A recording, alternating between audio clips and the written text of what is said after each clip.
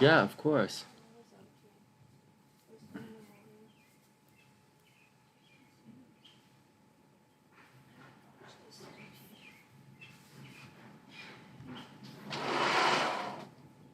Am I online? All right, here we go. Hey guys, what's up? I hope everyone is having a super amazing day. Hey SAS, what's going on? And who else is here? Hey Andrea, what's going on? I hope you're having a super amazing day. The Wow, Andrea, good. Where are you? Do I know you? Are you like Do you know Steve Good, bass player, artist? So, just saying. You so like, just saying, because I didn't go to, I didn't go. I'm in Toronto, but I didn't go anywhere this weekend. So, all right, just I know Jazz Festival. I know what's going on. I didn't go. All right, hold on. I have an error on this screen. SAS, welcome back. I'm gonna take a moment and redo all that stuff that I did the other day for you guys. So I'll talk about the planetary alignment that's happening. It's a little past, right? The sun has gone past the moon. Sorry, the moon has gone past the sun, right? We're in the new moon. But I'll show you maybe sort of not the importance of it. I'll show you what lines up, what doesn't line up, and I'll show you the charts as well. It'll be fun. We'll also do the RKelly thing again, because RKelly has clear parts in his chart that indicate that he's going to spend time with his movement restricted. Sorry, it's all right. It's all right. Or he's going to fall out of favor with everyone. So there are clear signs of RKelly going to jail. And, you know, we do things differently on the sunny side. I asked the question, like we know this. I teach astrology. I know what to look for signs of, I know some of the things to look for signs of going to jail. So last night, we did a thing, you know, so I asked the question to this, and I teach astrology, and I said to the class, you know, I said, whatever, I don't give a shit. You guys ready? You guys get ready? So we'll do the RKelly thing, and I'll show you guys in charts where it's going to, signs that someone is going to go to jail in a chart. All right. At some time in their natal chart. Oh God, I can't believe some of the silly stuff that happens. All right, some of the questions I have to answer. In addition to that, we'll do that Cassidy Hutchison thing. We'll have a look at her chart. People were asking me if they thought she was telling the truth or lying or not. I think it's absolutely fascinating. I want to remind you guys that I'm a Royal Arch fucking Freemason. That's a modern day Knight template for those who don't know shit about fuck all. I've been recruited out of the M's, just to let you guys know. So I am not political in any way, shape, or form. I'm not even allowed to be political. So fuck you. Stop calling me Democrat or Republican, because first, I'm fucking Canadian and we don't have those here, so I don't know what the fuck you're talking about to start with. Second, but it should be first, I'm a royal, like, I don't have political affiliation. I just have common fucking sense that might not be common all the time.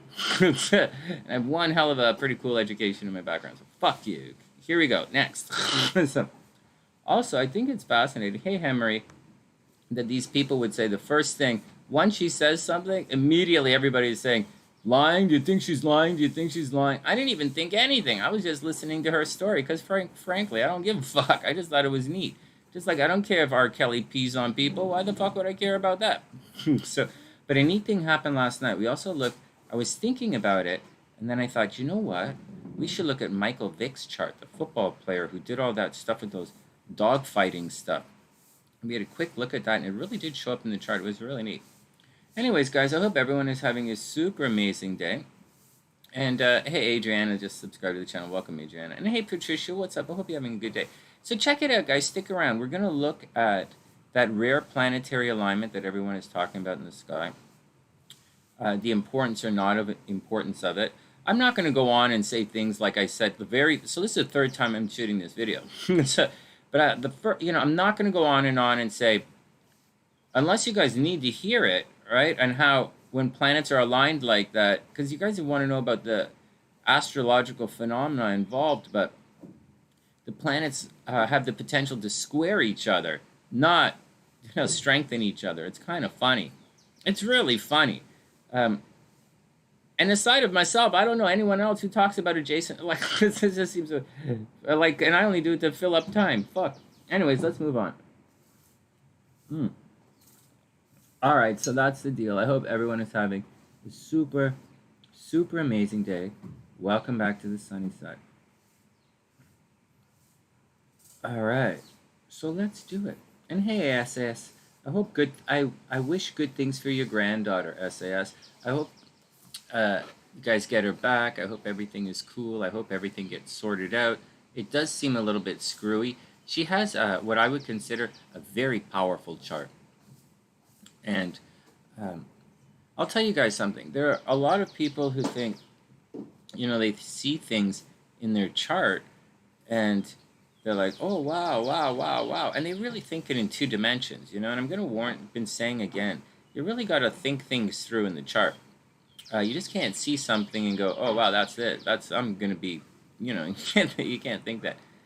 To me, it just looks, silly. For lack of a more colorful expression, of which I have many. But I just think it's silly. And very clearly, in Ptolemy's book, was it Ptolemy who said that? I was looking up something else this morning for some of the stuff we're doing, and I think it was Ptolemy who said, oh, it wasn't Ptolemy, it was someone else, and it was on this computer here. But they said, if these planets, if these things in your chart, if these things, and listen up, this is really important, these fantastic things you might have in your chart, if it's weak, like if you have a square in your chart, but it's kind of a weak square, or say that, it's a square, but like, those planets aren't really doing much. That is not really, it's not really going to be that stressful. Or if you say you have a very massive grand trine, and a grand trine is supposed to bring ease and flow in your life. But if they're in weak situations, like say Saturn is in Aries, right? Say Saturn's in your trine, say Saturn's in Aries, and like it's trine, like Jupiter, right? No, what was trine Jupiter? Trine Jupiter in Sag is pretty good, actually. That's like, or how about trine the moon in Sagittarius or something, or then you might have in Leo, you might have like Saturn or something, something that really doesn't belong there. Well, like I said, Saturn twice, but whatever. What you're going to have are the planets are going to be weak, and as such, Ptolemy very clearly says. Ptolemy, the other guy was very the Vindictus guy, whoever the Vindictus guy. I think that's Ptolemy. He said, I think they say that stuff. Listen clearly. This is really important. Oh, Wing One, it's great to see you. Great, great. I hope you're okay. Super good morning. You know what I say to hey, and sir, what's up? I'll come back to the thing in a second about the other stuff. But I'll tell you guys, I say to SLC every morning, hey baby, rise and snuggle, sexy. Yeah, rise and snuggle. Okay, whatever. So, I'll tell you guys something about this. Oh man, I better not do that. I'm going to get the wrinkles here. I better put muscle cream. The guy says in his book, he says that in classical astrology that was not translated, but was edited by Robert Hand, it says people who have these aspects in their chart, but they're in weak signs, or something is debilitated, or it's aspected in a negative way. These people have this greatness, but it's only in their dreams. I'll say that again. So those things are things you might find in charts that you would speculate that are outrageously fantastic, and people dream of having these things in their chart. They if it's poorly placed but it looks good, there's a strong possibility that stuff's only going to happen in your dreams. And you hear it all the time. I hear it more often than anything else here on the channel. More often than anything else. People come and you say blah blah blah blah blah blah, and I'm listening because I've been hearing it for a long time. But you'll find that a lot of it happens in the dreams, right? Premonitions, sleeping world, dreams, unable to bring it into the real world. Now, I didn't say fantasy or illusion or madness. That's something completely different. Okay, that's really different. We're talking about retrograde Mercury, like we're talking about different kind of shit. Um, but that's the deal, you know. You have to be able to bring it into the real world, kind of like Cancer does. You know, SLC explained this to me at one point. She said, you know, Cancer lives half the time in the water and half the time on land. They're the one sign that can move things from the emotional state into the physical real world. And how do they do that? Like, how does Cancer do that? How do they bring their dreams or their idea or their what they're seeing in that you know, that pre-conscious world or subconscious or spiritual or whatever you want to call it, whatever kind of mubu mumbo jumbo thing you want to call it, psychic world, whatever, water sign, any kind of thing you want to call it. Cancer brings it from that into here, into this real world. And they do it, you know, it should be very easy for you to recognize because they do it by creating art. Cancer is one of the most artistic signs in the entire zodiac, and all Cancers that I've ever met in my life have an artistic hobby of sorts. And what they're doing is they're taking, like Cancer is one of the most creative zodiac signs, by definition. You know, they go in, they access the subconscious or the dream world or the water state. Oh man, there's planes or helicopters. What the hell? They'll be gone soon. This is totally... Anyways, and so Cancers do it very clearly using art, right? And I know some Cancers might garden, that's their art. Some Cancers might cook, that's their art. Some Cancers might paint, that's their art, right? It's very different. Cancers aren't, and I'm going to explain this to you. Pisces are singing, right? Pisces are playing music.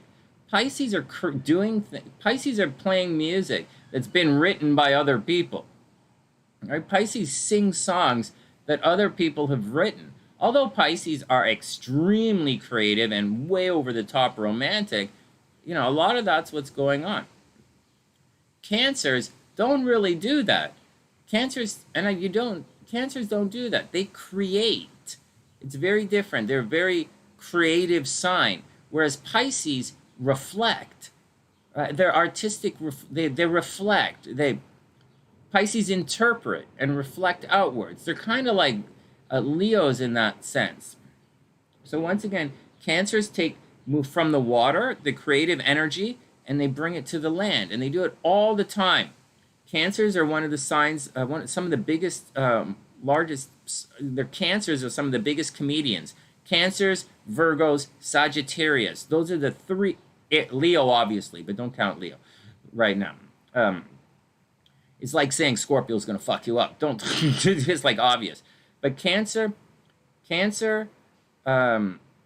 Sagittarius, and Virgo are three of the biggest signs for comedians in this world, or creative artists. Actually, it's Cancer and Virgo. Sagittarius falls in line with Pisces. Those guys are more regurgitators. Sagittarians are performers or stage actors. They get out there. And Pisces, same thing as Sagittarius. They're puking out notes. They're doing music and that kind of stuff. But Cancer is creating it. They go from the subconscious to the conscious. Next. And that's what's happening. So that's what's going on. So that kind of energy... Hey guys, right on. So that kind of energy, right? The Cancer energy takes things from behind the veil, right? In the Tarot doesn't talk about really in the major arcana. I mean, it has cups, and you guys equate cups with water. I'm going to say this. It has cups, and you equate cups with water.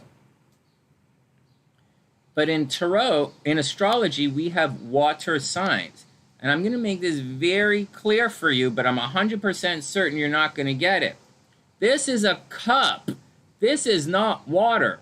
Can I say that again? This is a cup. This is not water. Water falls from the sky. If cups fell from the sky, you would shit yourself, right? You'd be so fucking mental. You'd be like, holy fuck, cups are falling from the sky. It's fucking raining cups. Right? Or you're going to go swimming. You wouldn't fill your swimming pool with cups because that's fucking mental. So cups are not the same as, they're different fucking things. A cup is a vessel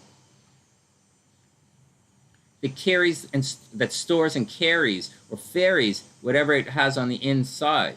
That's what a cup is. And the cups in the tarot, that's what they do. They ferry things. They carry information around. It's inside. It holds. The cup's holding something inside of you. The cups are holding your emotional state in check.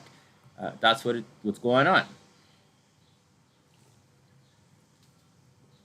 Anyways, let's go back to it. Let's go back to what I was talking about. I'm only going to spend a second on this. This is not what we're really dealing with today. But because Wingwon's asking and Patricia's here and Lena asked to elaborate, I'll do it. And hey, Lena, what's up? Okay, so here we go. So that's the deal with the cups. And fuck that. So we were, or we still are, in the land of Cancer right now. So right now, your subconscious should be on overload. It's not Scorpio. It's not investigating things. It's not looking behind the scenes. Cancer doesn't look behind the scenes. Cancer doesn't stand on guard at the well. Scorpio's the phoenix. Scorpio's the stands on guard at the well. It sits there, guarding. The Scorpio guards the water. Cancer's not, Pisces plays in the water, and Cancer goes back and forth from the water to the land. So in this time period, there should be a lot of stuff accessing the subconscious and bringing it forward. Stuff that happened behind the scenes coming forward. In November, like during Scorpio season, everybody's probing and asking questions and changing and finding out what's going on and how we can do things to restructure things. Is Scorpio, but we're in Cancer. Cancer doesn't give a shit. Cancer doesn't want to restructure anything. Cancer will just leave that shit there and fuck it off and then go on to the next thing. Cancer doesn't give a shit. And but Cancer goes, but that's what they do. Highly artistic sign. Highly, highly creative. One of the most creative signs of the zodiac is Cancer, and that's what we're going through. In addition to that, it has very, very strong dreams. And that's the deal. So there are two things here that we're talking about. Like my mind's split up a little bit.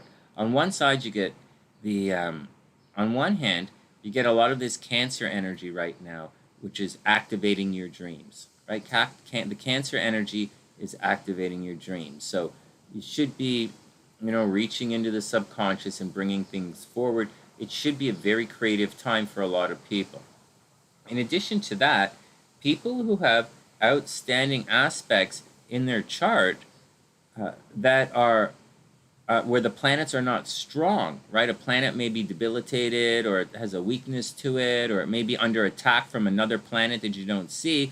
The attack from another planet may, and this is going to move into the thing we're going to talk about next, about the planet alignment right now. The planets may, they may be under attack in the third dimension. Okay, because they may be under attack by declination, and just because you don't see it, right? Just because you don't see it in the chart, it's there, and that's the Magi Astrology 101 will teach you that. I'm not preaching Magi Astrology. I'm just telling you how to use declinations and to show you that their chart looks different. But that's the deal, man. So your super hot thing in your chart could be totally ass fucked by the goddamn fucking third dimension. Planets just... I just read a thing this morning that said there's one of those, like Quora or like okay bullshit kind of fucking quick question Google bullshit that pops up on your search. I didn't search, it just kind of thing. I'm like, yeah, I'll check that out. It was talking about the alignment, right? And in the alignment, it was saying how two-dimensional representation, blah, blah, blah, blah, blah, blah. And I'm going to show you a two-dimensional representation. There's an optical illusion in the sky that's doing all of this. I just want to remind you guys that some of these things happen in 3 dimensions, right? This is 2 dimensions like this. So this is 2 dimensions like this, right? This is 2 dimensions like this. These planets are aligned in 2 dimensions, right? 2 dimensions like this. Then we go like this, but more than likely, they're going to be like this, right? This is 3 dimensions right here. Now, they're aligned in 2 dimensions, but not really aligned in 3 dimensions. And then we go along like this, and say, all right, now they're not aligned in 2 dimensions or 3 dimensions, not even at all. And so, but when we come back like this, they are aligned by declination. This is not, I'm doing it backwards, right? This is declination, this is thing. But they're aligned by declination, but they're not aligned in the 2 dimensions that you think they're in. So, what the fuck? What the fuck? What are you looking at? What are you paying attention to? What are you basing your life on? So there's some things to watch out for there. So your awesome possum thing in your chart could be under attack by an alignment that you're not used to seeing in the chart. Unless, of course, you spend the money and come to me. Or a professional astrologer, right? Just saying. A good professional astrologer. So what else do you need to know? It also says that, hey, Firebird, what's up, playa? I hope you're having a wonderful day. So it also means, they also said that if the planets are under attack, all of this stuff that you're thinking of, right? All of this stuff that you're hoping for, it usually appears in a dream state. It's not a desire or a mental aberration. That is completely different. And I'm not poo-pooing it and saying you're full of shit. I'm not. Because, obviously, I've seen, so many of this. It's not even funny. But it happens.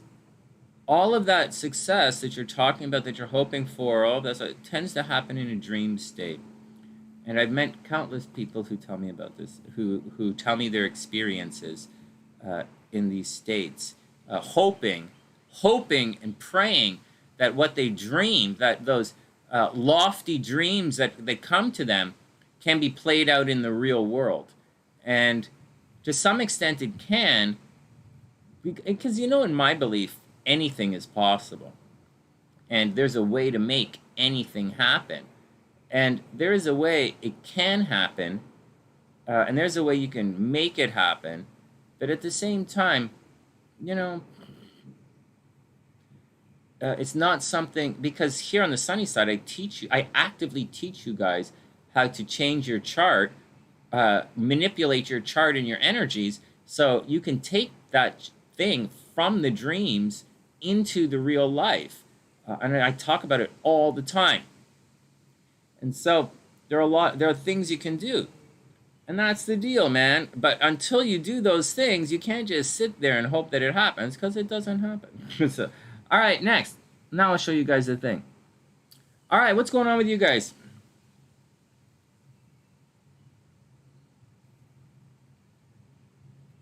What's up, Patricia? Negative stuff, right?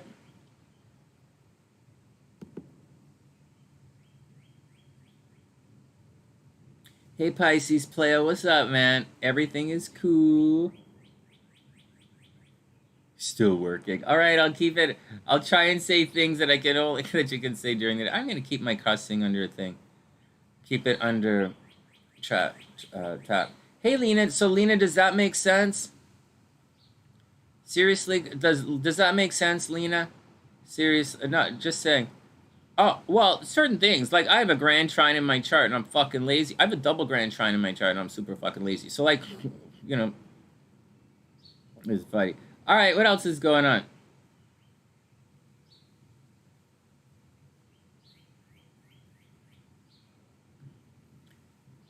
Yeah, positive. Yeah, I don't really believe in positive language, because my experience as a hypnotist using NLP and positive language, I have a different professional perspective on it, which runs contrary to what they teach at the Guild and what the NLP experts teach.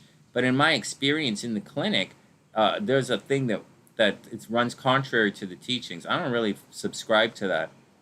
I subscribe to something else. But like the Leo question yesterday, Leo's, there is something to be said by following the thing as well. All right, what else is going on? What else? Hold on. Leon's there, but I didn't get to Leon's question. Leon, stay me up. Yeah, always be proactive to your thing. Oh, fuck, oh, that's a leaf blower. So before anyone goes crazy with that noise in the background and says, who the fuck is using a chainsaw in the middle of the day? That's a leaf. Sounds like a leaf blower. Sounds like they're doing the landscaping behind us. All right, next. Leon says, I feel like I have dreams related to death stories in the news. Hey, for guys who don't know anything, Leon Virgo is a highly, highly, highly psychic sign. For those who don't know, one of my favorite psychics in the entire world. What did she change her name? Hope, right? Hope over in Oregon, in Portland. One of my favorite psychics, and she's older than much older than me. You know, Hope is nice, and Hope changed her name to like Wise Woman's Tarot Path Skyway thing like that. But Hope is there. She doesn't come in here anymore, but like she's got her own life. I think she married another woman, and she got like, you know, she married someone, or she has a partner, and she started a priest. She became a priest or something. All right, Leon says, I feel like I have dreams related. Anyway, she was a Virgo, and Leon's a Virgo as well. I think Virgos are psychic. Leon says, I feel like I have dreams related to death stories on the news. That's possible. That's possible. I would consider that psychic, Leon. I would consider that dream premonitions all the time. Yeah, I have a similar thing that happens.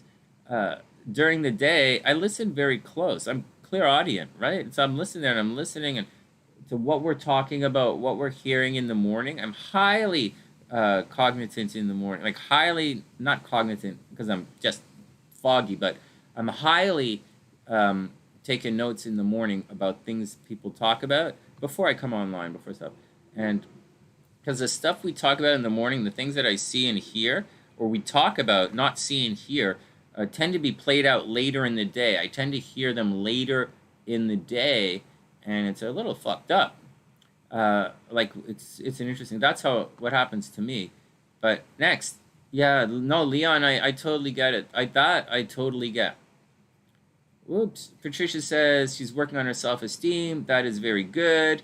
Andrea said her BFF is a June Cancer. Great.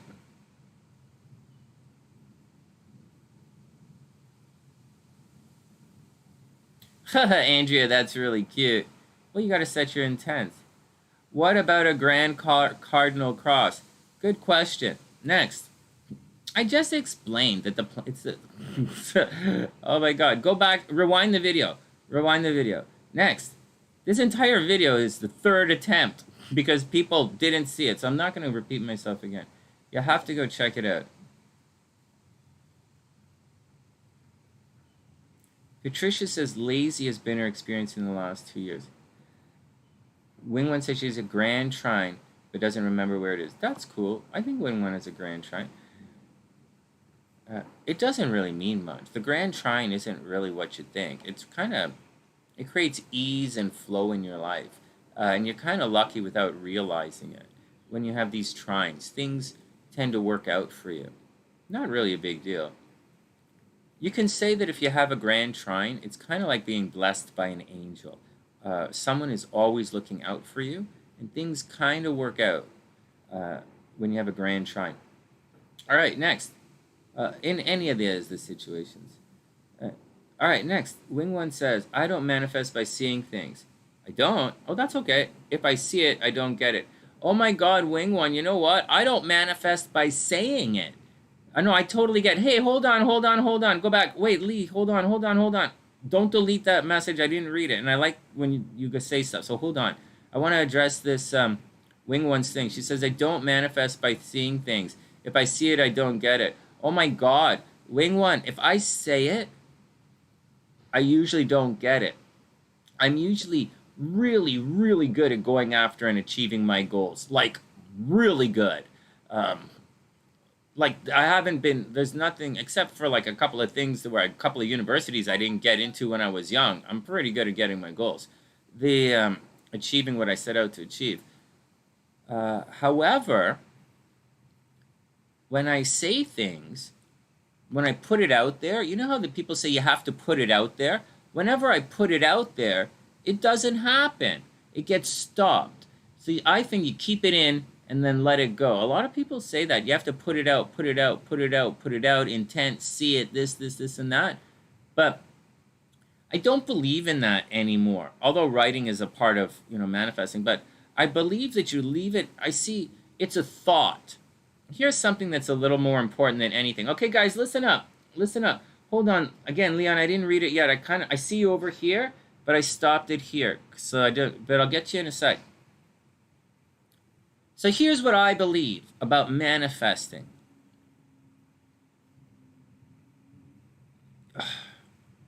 You have to keep it inside of you. And you don't have, what the problem is, you don't want your thing that you're manifesting to be prematurely, you don't want it to be sent out to the world prematurely.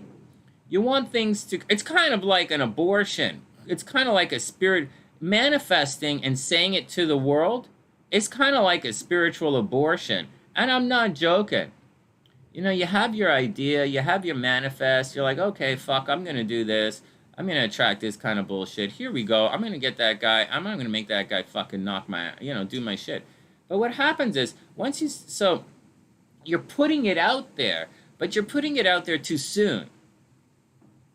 You're not putting a seed out there. You're putting a wish out there before you have a seed. You guys understanding something? You guys getting this? There's a transition. There's a thing. There's a thing.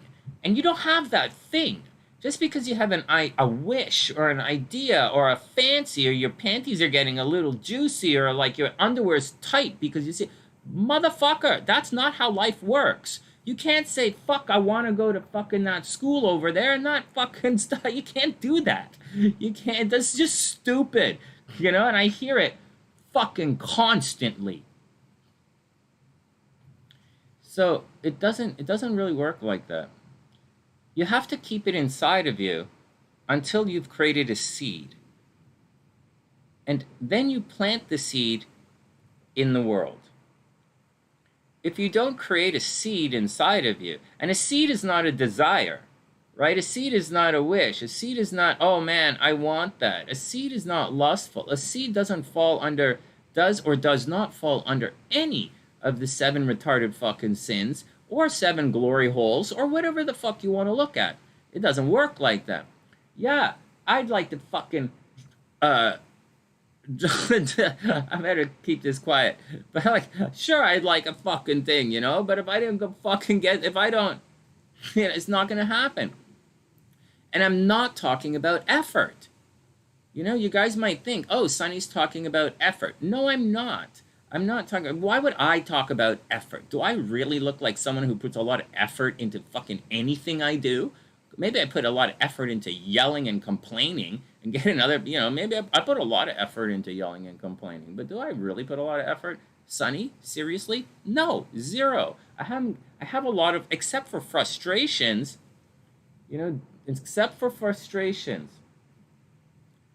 my father has taught me to be a conduit here. I spent my entire life studying with this guy to do this. And I'm trying my ass off to do it. And I'm really bad at it. But I'm explaining to you guys, it's not wishful thinking. It's not an idea. It's not a hope. It's not write it down. It's not a wish. It's not a premonition. It's not this. It's not that. It's not psychic. It's not this. It's a fucking nothing. You don't even have a fucking, your dick isn't even hard over the fucking idea yet. It has to be inside. You have to create a seed. And once you create that seed, like a real seed, then you can plant it out into the world. That's the deal. That's how you manifest, and that's how you do it. All right, let's go on to see what you guys are talking about. Okay. Leon says, a tip that came up with, right? Okay, that makes it work.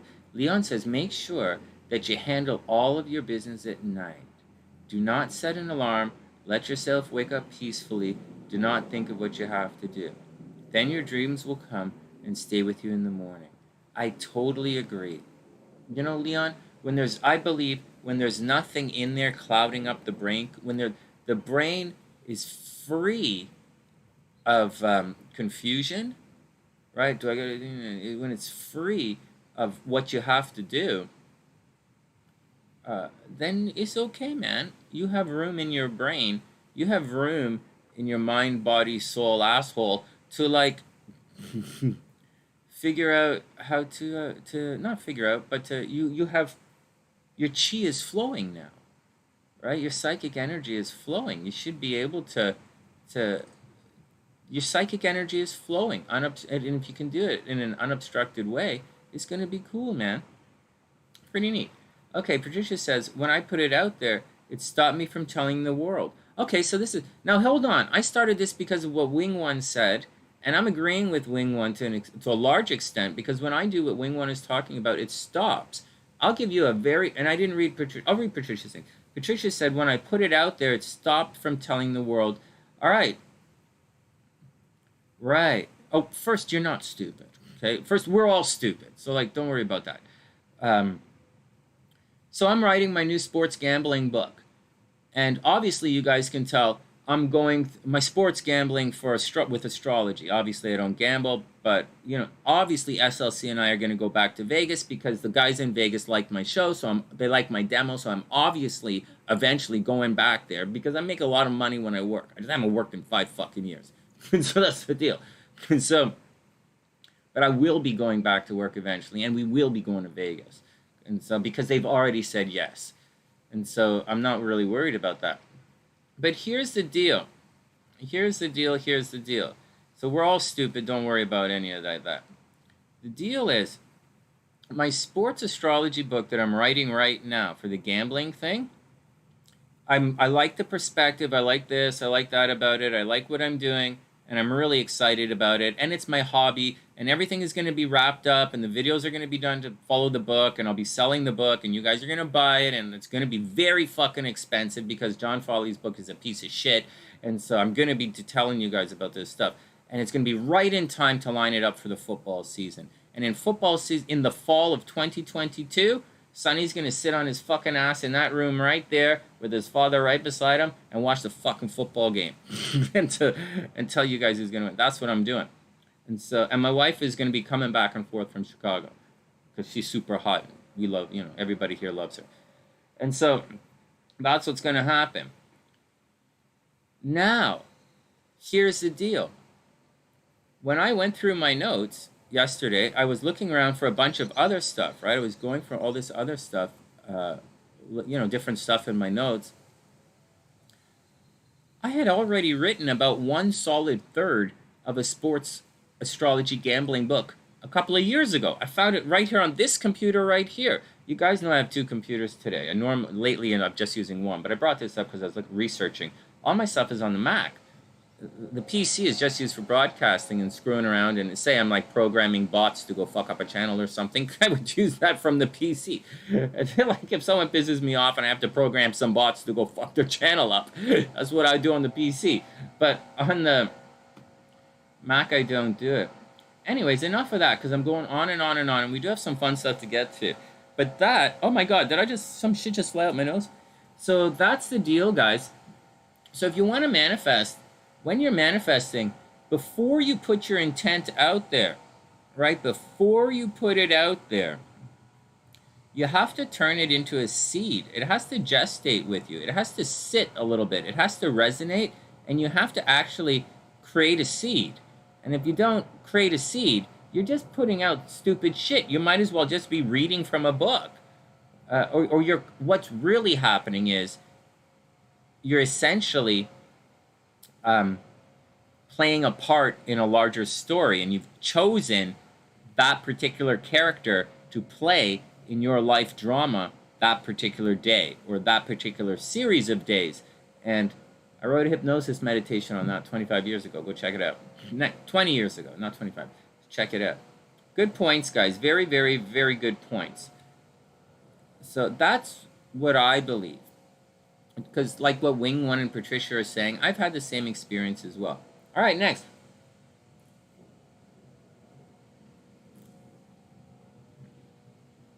All right, listen to this. Okay, listen to this. Listen to this. Listen to this. All right, let's not forget who I am here. I'm the guy who can guess the fucking tarot cards. All right, I'm the guy from Mensa, the Freemason from Mensa who guesses the psychic guessing cards. Let's pretend that Sonny's input's kind of important. So 22 Pisces says she's been trolled. She needs to match the vibration and your beliefs to your thoughts if you want to manifest. And that's what they say Abraham Hicks thinks. Right? Yeah. No, man, that's bullshit. That's absolute fucking bullshit. And I know they made millions and millions and millions and millions of dollars traveling around in a fucking motorhome, standing on stage talking shit to you. Vibration. You guys even know what the fuck a vibration is? Well, you take a vibration and like, you want to sit... Who in the fucking planet is going to sit there? Anyways, let's move on. Oh my god. You gonna listen to an old lady talk about vibration? That's the most disgusting fucking thing I've ever heard in my life. No offense to old ladies who like to have vibrational sex. Next. Everybody's got to have some fun. I apologize for offending. When I'm an old lady, I want to vibrate too. Sorry. I'm just saying Esther Hicks is full of shit. So, and I know tons. I know more people than who've done that kind of stuff. So, but what is raising your vibration? Are we really going to go into this? What is raising your vibration? Most people, when they see the concept of raise your vibration or higher vibration, lower vibration, plus that's linear. You know, there's no, it doesn't work like that. Why are you? Once you fucking idiots get into the concept of thinking higher is better or lower is better, you automatically fucking lose. Automatically. First, it's not linear. First. First. Second, vibrations work. They're a different, you know, frequency, amplitude. You guys know what the fuck a vibration is? Battery power. Can you understand that? Why the fuck am I wasting my life here talking to fucking this like this?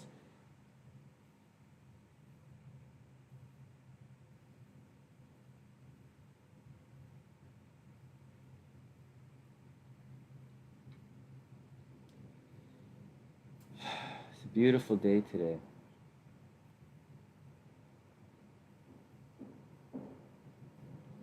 So try and understand.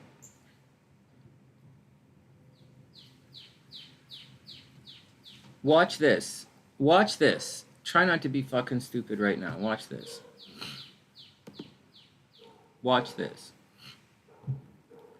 You have to get through something. Okay, you have to get through a gate. Okay, you're going through something. You're trying to pass through a semi-permeable psychic membrane. Pay attention. You're trying to pass through a semi-permeable psychic membrane. Most of you, that membrane is impermeable. You cannot pass it. It's like no holes in it, no perforations of any kind. I'm going to get up. I'm going to show you guys something.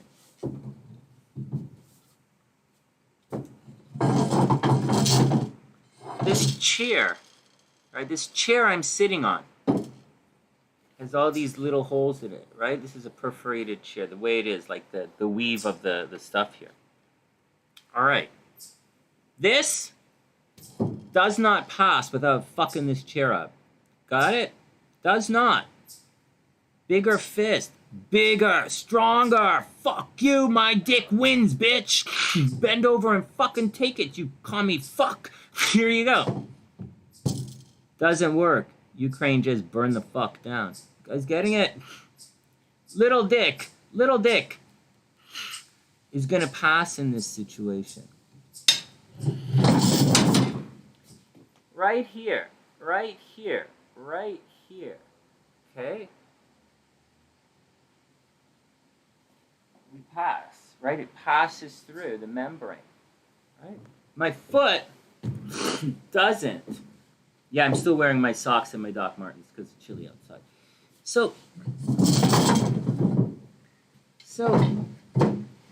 bigger clearly is not fucking always better. So, you know? I mean, unless you want to bludgeon your way through something, and again, the word is bludgeon your way through something like a sledgehammer trying to pass through a series of extremely beautiful glass bubbles. Because that's what angels are, glass bubbles, except it's not glass, it's bubbles of energy and spirituality and light. And you motherfuckers you want to like start banging angels with fucking shit brains. Why do you think they're not here anymore? Why do you think they're not talking to you? So, I hope you get an understanding of something, how things, work a little better. Why, why we have the Day of Piglet? Why that guy wrote the Tao of Pooh and the Day of Piglet? The strength of the small. The strength of the small. Or another way of looking at it is, everyone is welcome on the journey. Because we're going to need everyone's strengths. Yeah, bigger, stronger, higher. The motto at my music school is higher, louder, faster equals humber. That is that's known around the world. We have a reputation, higher, louder, faster is humber. And so, but like, what they don't say is, the subtleties, the intricacies. When you speak like that, you're speaking in a very, you're only using one small part of anything. And it's a very clear perspective. It's very clear, bigger is better, which is not true. Which is just not true. It's just bullshit. Hold on. Everybody take a 5. I'm going to go grab something and show you guys. So I'm in PappaSunshine, and I've been rereading some of the books I've had for years and years, like since I was a kid. And so I know a lot of stuff's been thrown out, but there's still stuff here. I'm going to read something to you guys, and I'm going to read it to you right now. And I hope you garner a touch of appreciation for this. 1 second. I'm just going to go ahead and get it, and I'll be back. Everybody go loose.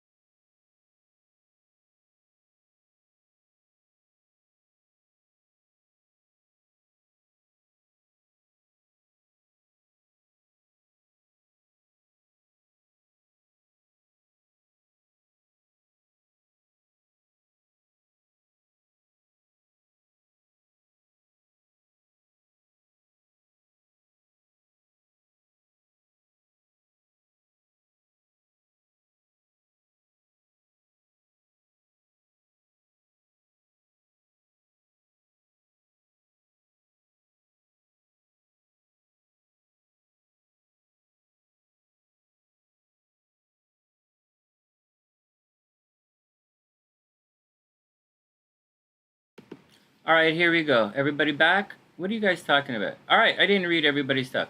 All right, here we go. Here we go.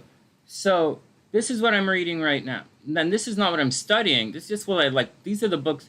So those who don't know, I always have a couple of books lying beside the bed and just read them, right? So in Chicago, they sit by my computer. And, I always have a little copy of the Tao, right? My Tao is right there in that bag. No, Tao's downstairs in my leather bag. And then stuff. But here's what I have right here, what I'm reading right now. So my dad, when he retired from being one of the masters of the universe, he went and got another master's degree because he likes to collect them for some reason. So he got another master's degree in transpersonal psychotherapy, and this is one of them. So one of the books I'm reading is my dad's books from the library downstairs called Tired of Yelling, Teaching Our Children, and We Are All Children to Resolve Conflict. So this is one of the books I'm reading right now. I just casually read it. In addition to that, I'm reading one of my books from when I was younger. When I was younger, I read this book, The Sacred Path of the Warrior, because I was kind of, I'm a Scorpio, whatever, I have Mars energy. This is the kind of shit that I was kind of into at the time. So, and you can see it, if you go through it, you'll see that it's, you know, it's underlined in pen and shit, right, back in notes. But I'll read something to you right here. It's called, I'll just read something to you from this book right here, okay? Here's the book that I'll read something for you, The Sacred Path of the Warrior. And remember, I was recruited into, anyways, whatever. So here we go. And this book, this practical guide to enlightened living, talks about different things. It talks about the Japanese samurai, the warrior kings of Tibet, the knights of medieval Europe, the warriors of Native American tribes. And these are a few examples that they give in this talking about that follow these principles. It's very important because the principles are being absolutely perverted into bullshit right now. And what you guys, and I've been telling you guys this for a long time, you're confusing bravado, cowardice, and pomp with alpha. And it's not. Actually, once you choose a side, like, anyways, it's not. It's not. And I've told you guys the story of The Secret. Okay, forget it. Watch another video again. So here we go. Let me just read this to you guys, and then we'll move on. Renunciation and daring. Okay, everybody cool? This is from The Sacred Path of the Warrior. Renunciation and daring. What the warrior renounces is anything in his experience that is a barrier between himself and others. I'll say that again. What the warrior renounces is anything in his experience that is a barrier, like a wall, a shield, between himself and others. In other words, renunciation, right? Like saying, fuck you, okay? Nothing is making yourself more available, more gentle, and open to others. That is the path of the warrior. If you don't like it, I will meet you for 3 rounds in the ring, and I will not flinch. Might not win the fight, but I'll definitely meet you in the ring. I'll say it again. What the warrior renounces is anything in his experience that's a barrier between himself and others. That's what the warrior is. That's the path of confidence, the path of strength, the path of love, the path of that's the path of light. It's the path of not hiding. Okay, the situations of fear that exist in our lives provide us with stepping stones over our fear. Stepping stones over our fear. In the tarot, to move from the moon card to the sun card, and people get stopped at the moon card. If we step over properly, we can cross the boundary from being cowardly to being brave. Got that? If you traverse the boundary, if you can get past your shield, you can move from being a coward to being brave. Wall, coward. Shield, coward. Us, them, coward. Guys got that? That's what the warriors call you. Not the children wiggling their dicks, cleaning their guns with dicks. Oh, and I have no problem with those guys either, because they make good barbecue, and I kind of like drinking with those guys. It's kind of fun. I'm not knocking those guys at all. All right. On the other side of cowardice is bravery. If we step over properly, we can cross the boundary from being cowardly to being brave. We may not discover bravery right away. Instead, we may find a shaky tenderness beyond our fear. And I've been telling to you guys for days and days and days and days, right? When someone goes in, just days, because I started talking about it because Gabrielle's going to hypnotherapy, and I've been talking about how you get that queasy feeling in your stomach. And I didn't describe it. I'm just saying, I just standing back and saying, did you get sick? Did you get sick? Some people get sick. Some people get sick. But it's not really what I mean, because I didn't want to have to go into the whole fucking explanation of what's going on. Let your therapist do their job. I'm not your fucking therapist. All right, but now that maybe you do need me here, we may not discover bravery. We may not discover bravery right away. Instead, we may find a shaky tenderness beyond our fears, and that's what happens when people are in very deep, very intense hypnosis. They come out of it, and they're going to be shaking with tenderness. And I've been telling you guys, are you sick to your stomach? But it's not really what happens. All right, we are still quivering and shaking, but there is tenderness rather than bewilderment. Tenderness contains an element of sadness. When you come out of a hypnotic trance, sometimes you cry, right? Ever notice that? When emotions are released, sometimes you cry. When you remove the barriers that have been repressing you, your emotional repression or the barriers, and you remove them, which is what hypnosis does by default, accidentally, sometimes, you're going to create an element of sadness. It is not, now listen up, it's not the sadness of feeling sorry for yourself or feeling deprived, but it's a natural situation to fullness. You feel so full and rich as if you were about to shed tears. Your eyes are full of tears, and the moment you blink, the tears will spill out of your eyes and roll down your cheeks. In order to be a good warrior, one has to feel this sad and tender heart. Because the sad and tender heart means you have crossed beyond the barriers. You're living in a world without shielding. And as such, you have to absorb that toxic energy and transmute it. That is the path of the warrior. Blocking it is the path of the coward. But coward's a hard word. It just means you know you don't have the strength to deal with it right now. So whatever, man. It doesn't mean you're a coward.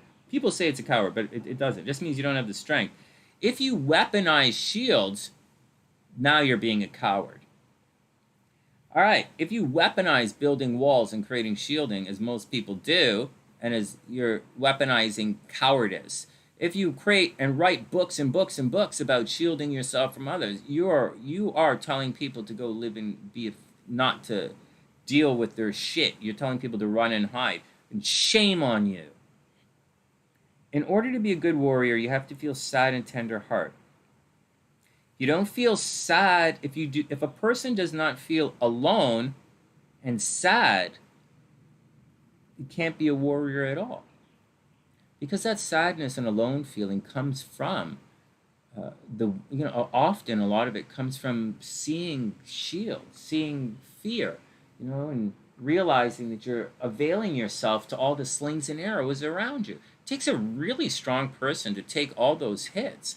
I said it to David last summer, when I was cruising around, doing the thing. I sent him a message, because what David was going through and what I was going through last summer, I sent him a message and I said, hey man, because he's fucking Hercules. He's not Hercules. He's Atlas. I'm not Hercules either. So I'm like the guy who's like sitting in the back of the boat. It's not me. But he's like Atlas. And I'm like, hey man, Atlas, or I said Hercules. I said even Hercules hurts sometimes. And even he needs a little help sometimes. He needs to take a break. Jason's got to give that guy a break. And so that's what I was saying, man. All right. The warrior is sensitive to every aspect of phenomena, right? And this is true in Mensa as well. Those guys in Mensa, they're sensitive to things. It's biological. They're sensitive. In addition to being fucking mental, they're sensitive. The warrior is sensitive to every aspect of phenomena. Sight, smell, sound, feelings. Warriors even fart louder. No, I'm just joking. That's not true. Okay. The warrior appreciates everything that goes on in his world as an artist does. His experience is full and extremely vivid. The rustling of leaves and the sound of raindrops on his coat are very loud. Occasional butterflies fluttering around him may be almost unbearable because he is so sensitive. Because of his sensitivity, the warrior can then go further into developing discipline. he begins to learn the meaning of renunciation. In the ordinary sense, renunciation is, I only have a little bit more to read to you guys. In the ordinary sense, renunciation is often connected with pleasure, right? Renunciation is always often connected with pleasure. What's up? The appointment for the colonoscopy on the KTV? Yes, anytime. I got to go for my tests as well, and they're phoning here, so a lot of doctor stuff going on. Let's do this.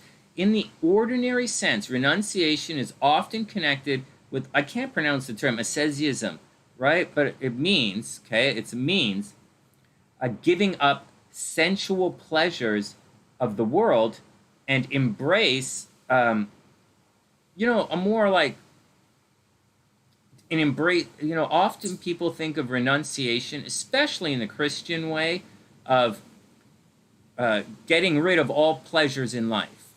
That's what they think of it. That's what they say. Oh my God, if you jerk off, you're going to hell. That's what they fucking say. If you jerk off, you're going to hell. If you have sex and you need an abortion, you're going to fucking hell. If you're a guy and you want to shove your wang up another thing, you're going to fucking hell. If you're a chick and you like, you're not a meat lover, you're going to fucking hell. So they give that shit up. They say, all pleasures of the flesh, all pleasures, and you call them sins. You even go so far as to call them sins for some fucking mental reason. All right, but I believe that a sin is for the word is used for a different reason. It says, so you give up all these pleasures because you're fucking retarded. Okay, stop it. Here we go. In the Shambhala context, okay, so we'll go back. You give up the sensual pleasures of the world and you embrace that lifestyle in order to understand the higher meaning of existence. Siddhartha was wrong, okay? Fucking get that. He was wrong and he knew he was wrong. So don't fucking be wrong when a guy tells you he was wrong. When I tell you I'm wrong, don't, and you do, whatever. In the Shambhala context, renunciation is quite different. What the warrior renounces is anything in his experience that is a barrier between himself and others. I will say it again. What the warrior renounces is anything in his experience that is a barrier between himself and others. In other words, renunciation is making yourself more available. Sonny's coming online, even though I'm fucking really close to the end of my fucking rope here. And all right, in other words, renunciation is making yourself more available, more gentle and open to others. More gentle and open to others. That is the way. Actually, when you put a barrier up, it's not the way, because it's a barrier. It's the opposite of the way. It's like a fucking barrier. In other words, renunciation is making yourself more available, more gentle, and open to others. Any hesitation about opening yourself to others is removed. For the sake of others, you renounce your privacy. The need for renunciation arises when and blah, blah, blah, and blah, blah, blah, and blah, blah, blah. Here, I'll read this next thing, and this is really important for you guys, because there's a tendency to do this very, very, very next thing. Warrior spirit. Hey, Johnny Bomb, what's up, playa? Leon says warrior spirit. Oh my God. Hey, you guys would make a cute couple, Okay, hold on. Okay. All right, the need for renunciation arises that you need to begin to feel that basic goodness belongs to you. You guys ready? Hold on a second. The need for renunciation. Now, we're going to say renunciation in the way of the enlightened warrior is to say, remove barriers. I renounce my fear. I'm not afraid. I am afraid, but I'm not afraid. I renounce my barriers. Come and get it. So that's what it is. I am here. I'm going to, I'm not afraid. Mother Teresa is not afraid to give you a hug. All right, next. Don't try and touch me in real life though, because I don't like to be touched. All right. And that's not because I'm not a warrior, and it's not because of the psychic or this or that. It's because I'm a narcissist, and narcissists don't like to be touched. So don't touch me if you see me. Not because of any spiritual thing, but because I'm a narcissist. Fuck you. That's going on. That's happening. Next. Okay. So the need for this, right? You can renounce. So there are types of renunciation by removing barriers. There are types of renunciation for discipline, right? Although I just shit on the religious aspect of renouncing all pleasures, it is a thing. You can renounce whatever you want. Of course, now here's the problem. You can renounce by putting up a shield to protect yourself. Whatever. The need for renunciation arrives when you could, ghost people, do whatever, block them, whatever. But very clearly, if you're blocking people, you're a fucking loser. so let's move. It means you're filled with bullshit. Next. Of course, you cannot make a personal possession out of basic goodness. You cannot make a personal possession out of basic goodness. It's the law and order of the world, which is impossible to possess personally, although a lot of people try it. It's a greater vision, much greater than your personal territory or schemes. It's a greater vision.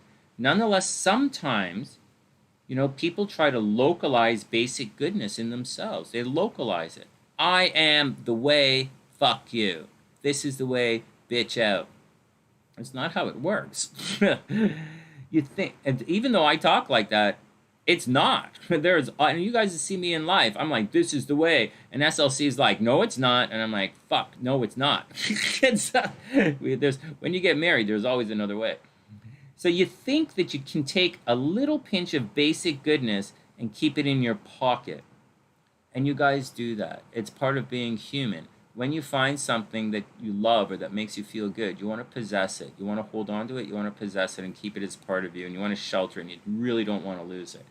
This book doesn't address the concept of what I'm going to tell you, but I call that poverty of the mind. That's an old concept. Poverty of the mind, existing in limiting beliefs. It's being spiritually poor, okay? And that's the deal.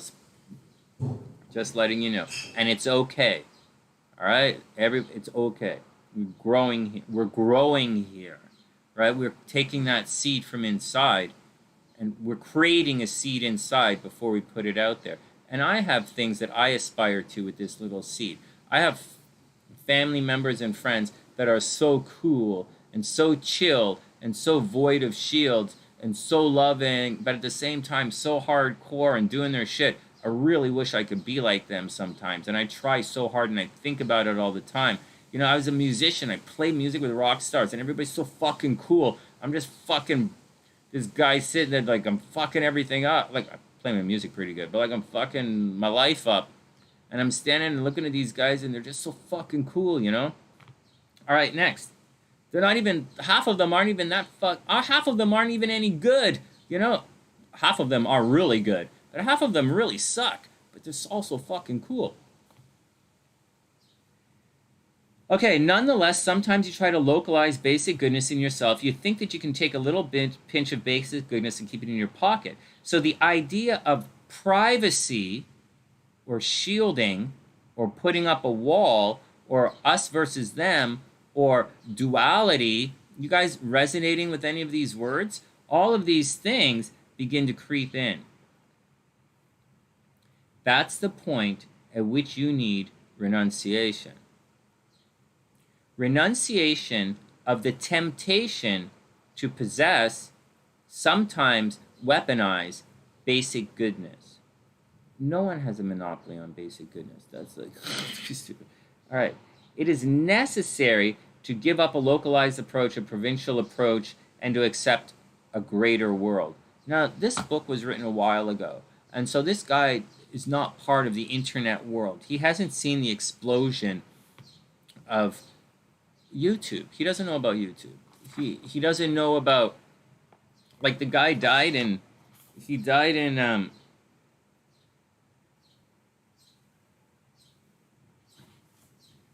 Like the guy died in 1987, so he has no concept of the internet of any ways. He doesn't know YouTube. He doesn't know He doesn't even know MySpace. He doesn't even know, 1987. He's like lives in the land of Commodore 64, right? So times are changing, and that's my job, to bring you guys into speed with the times, and that's always been my job. Renunciation is also necessary if you're frightened by the vision of the great eastern sun. When you realize how vast and good the great eastern sun is, sometimes you feel overwhelmed. You feel that you need a little shelter from it, a roof over your head, 3 square meals a day. You try to build a little nest. You try to build a little home to contain or limit what you've seen. Contain it, hold on, possess it because you're afraid to lose it, or limit because you're fucking afraid. All right? It seems too vast.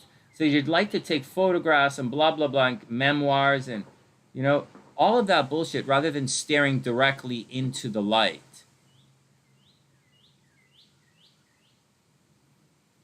The principle of renunciation, as we follow it here on the sunny side, is very laid out right here, is to reject any small-mindedness of any kind. The principle of renunciation is to reject any small-mindedness of that kind. Sorry, not of any kind, of that kind. It's to reject small-mindedness of that kind.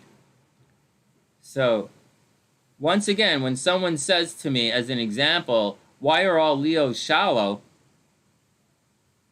I'm going to blow you the fuck off my channel because that kind of bullshit doesn't belong here. If you could chill out, and I will sit and explain that maybe why you should appreciate Leo's perspective, and maybe you could make Leo's what you consider shallow. Someone who says someone is shallow is just saying that the other person does not isn't really interested in their own the perspective, right? They're looking at things. They have 2 different voices, and the other person just wants validation from the Leo. Which, I don't know why you would want that, but that's the deal. Why would you want validation from someone who thinks completely different than you? Why would the fuck? I have no fucking deal. I'm a Scorpio. I'm totally opposite of Leo. I don't need to be validated by Leo, but I sure like when they, get me into the club. So, I sure like when they drive me around in their really expensive cars. Fuck. And they drive me around. So let's say that again. All right, next. So that's the deal, guys. That's the deal. So that's the deal. Whatever. Wow. Next, what's going on with you guys? Hey, Christina, what's going on? I hope you're having a beautiful day. Let's get some more coffee and then do the thing. Hey, you know what? I hear Rhonda. Rhonda left a comment that she was having a really rough day, but Rhonda's not here. She said, I wanted to talk. I didn't put it on the list or anything because, it's not something that's really important. But it's kind of important to me helping you guys. It's not important to me making videos and growing my channel. It's me helping you guys. And Rhonda is saying she was having trouble with her Scorpio. And the funny thing is, her Scorpio was saying very Scorpio things. And so, I think it's kind of cute, but it's going to be difficult for her to go through it. So, whenever Rhonda comes back, I'll address that a little bit. Hopefully it helps her, though. What's up, guys? You miss Illinois. Oh, North Carolina is probably absolutely stunning right now. Oh, my goodness. All right, next. Next.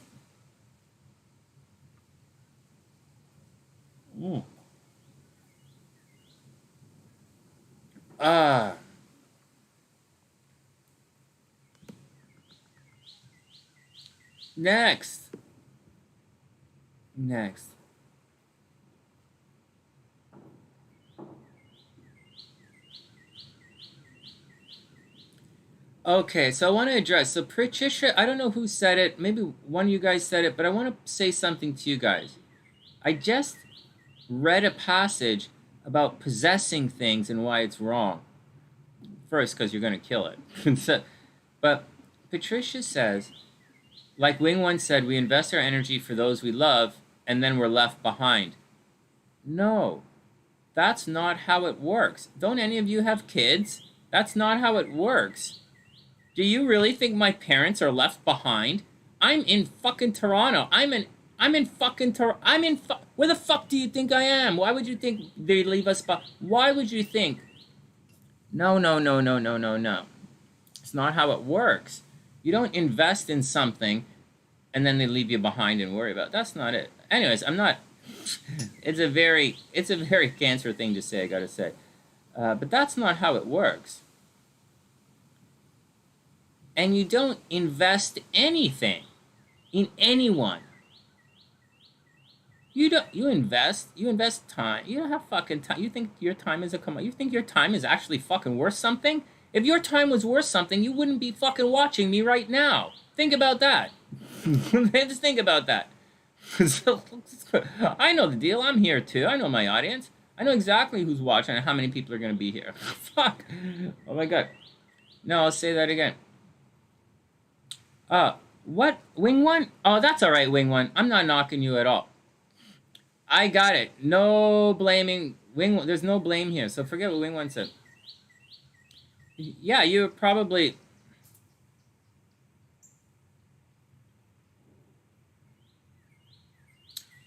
Yeah, well, let me just say a couple of things. I'm not going to go in and say that, but I will get very angry if we throw a pity party. And I will start banning people right now for being stupid and trying to throw a pity party here. Hey, Kumar, what's up? You met your life partner? Oh, have I met my life partner? That's a good question. Let's get back to it. No, man. No, no, no, no, no, no, no. Your time... That's cool, Christina. I actually look at it like it's a possible thing as well. Your time and attention are the only commodities that matter. Not true. Not true. Not true. Because if time and attention were the commodities that mattered the most, those would be the things that you hold on to the most. Imagine your time and attention equated to gold. You would hold on to it, right? Because for you, you're afraid of not having it. It's finite. And you use gold as a commodity, you know, and we trade, we sell our time. We sell our attention. It is monetized. It is. But just because you're able to sell something in one area doesn't mean that you can't freely enjoy it in another. Just because you... Look, let me ask you a question. Respectfully, do you fuck everybody you see? Because I'm sure most people would probably be a good fuck. You'd probably be a good ride. I bet you, Christina, you'd probably be a pretty good ride, man. Fuck. But I'm not doing it. Because I don't fucking give my love to everybody. I'm not like that. That's a bad analogy. Let's hold on a second. Let's back up. And you have a really good point. It is. Your time has become a commodity. But that's wrong. It's wrong. It's wrong. Your time is a commodity because there's scarcity on your time. Your time is a commodity because you've been told that time is a commodity. If time was a commodity, guys, if time was a commodity, you would not be wasting your fucking time sitting here. Gold is money, dollar bills are commodities. You don't walk around dropping dollar bills all over the ground.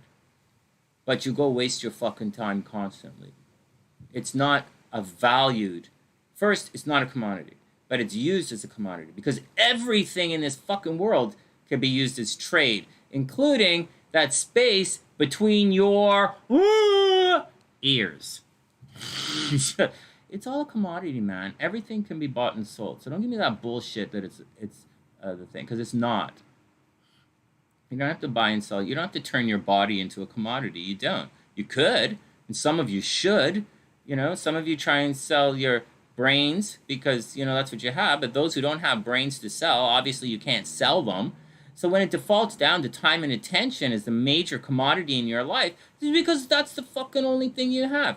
My time is not really that fucking important. My time is not the biggest commodity because I have all the fucking time in the world. It's not really that big of a deal for me to go waste time. Not at all. My brains are a big fucking commodity. That's a big fucking deal.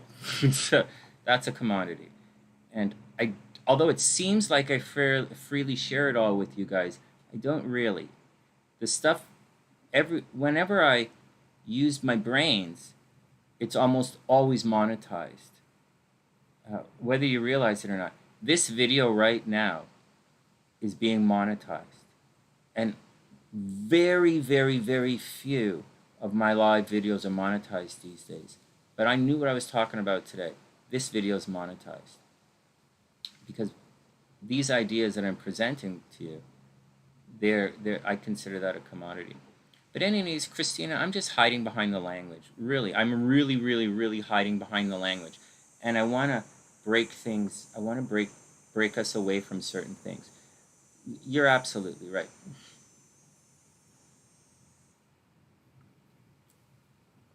Anyways, I can't remember why I can't remember what I was defending about that time and that the whole time. I can't remember what I'm defending. So let's just move on because it's all bullshit.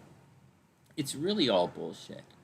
It really is bullshit.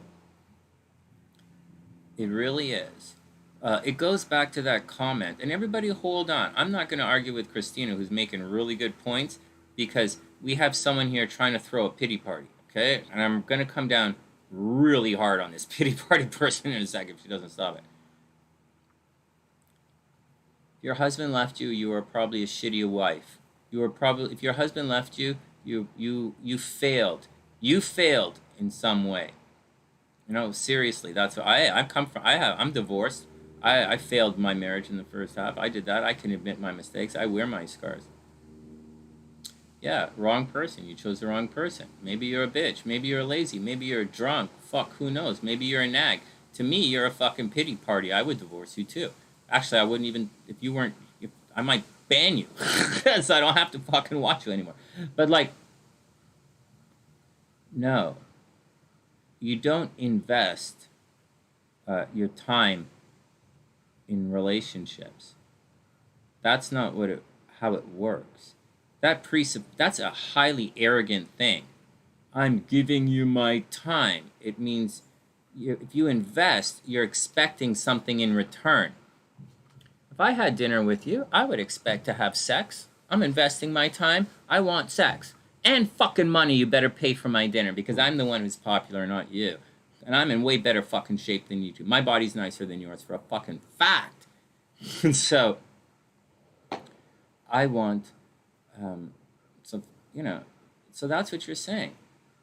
You're going to invest your time in someone because you want something out of it. You know, you want something out of it, right? And I'm telling you, that's wrong.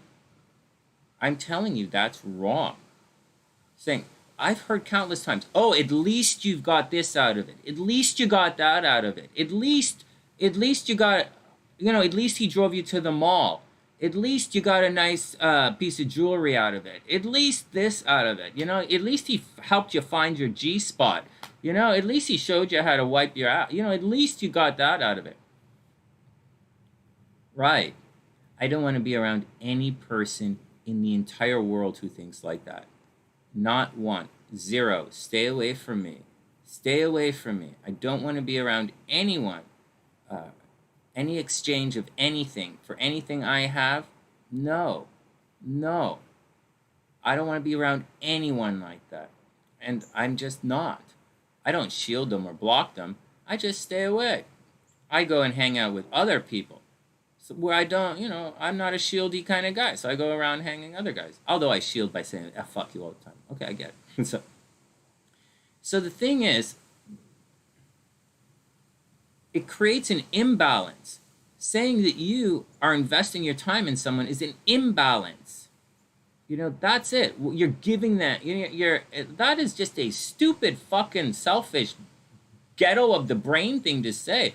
I'm going to just cut this off really quick, and I'm going to fuck you off really fast.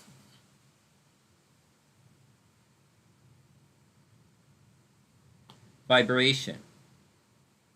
Love. Light. Whatever fucking word you want to use. You guys are doing something. And you're doing it together. That's what's going on. That guy is on a journey. And you're going to go into and either help him on his journey, watch the journey, inspire the journey, fuck up his journey, do something. But that guy is doing something. And you are going to go over there and you're going to engage in that. For whatever fucking reason you decide to do that, you're doing that. So you're going to go in and fuck up his journey. You use words like invest. You use words like help. You use words like resonate.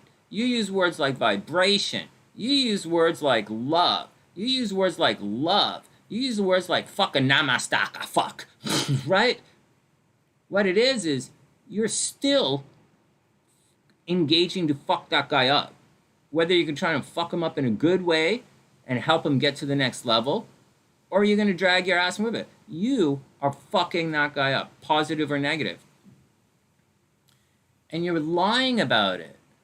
And you're fucking that guy up with the intent of getting something back from him.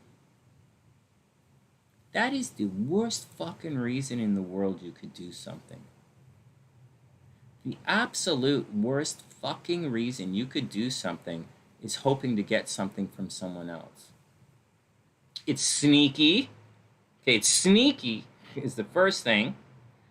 It devalues yourself, right? It means you don't have the confidence, or you don't think you have the ability to do it on your without that.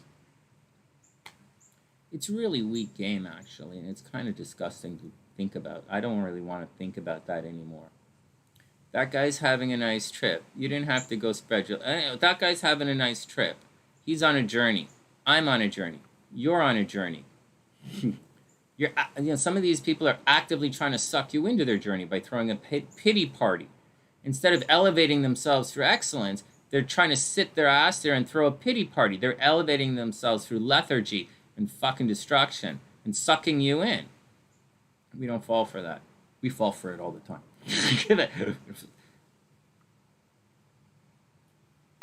So let's get back to it. So ask Christina, ask some of these guys. So what do you guys think? So if you're going to engage, what's the point of getting involved with something? Have you guys ever heard of the phrase practice non-attachment?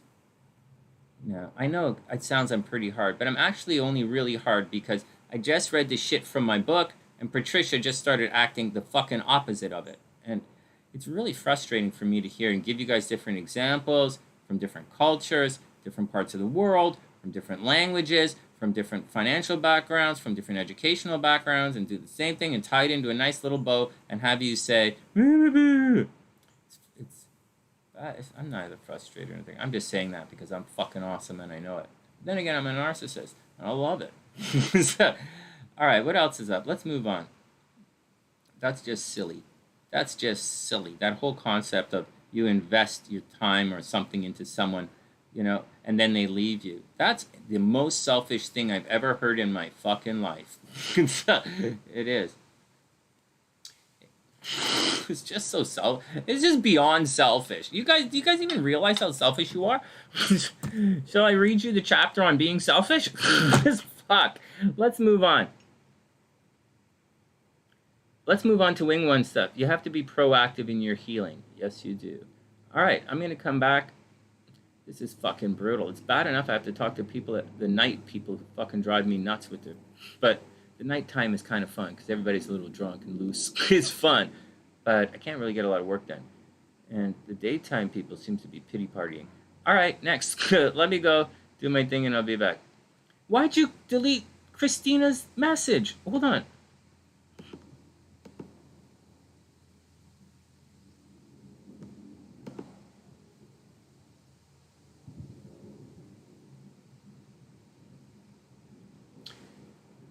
Christina, Pluto in the 4th. And Christina, good. You made some good comments, Christina, and I'm totally agree with you, actually. I just didn't want your comments. See, your comments are really, they mean a lot.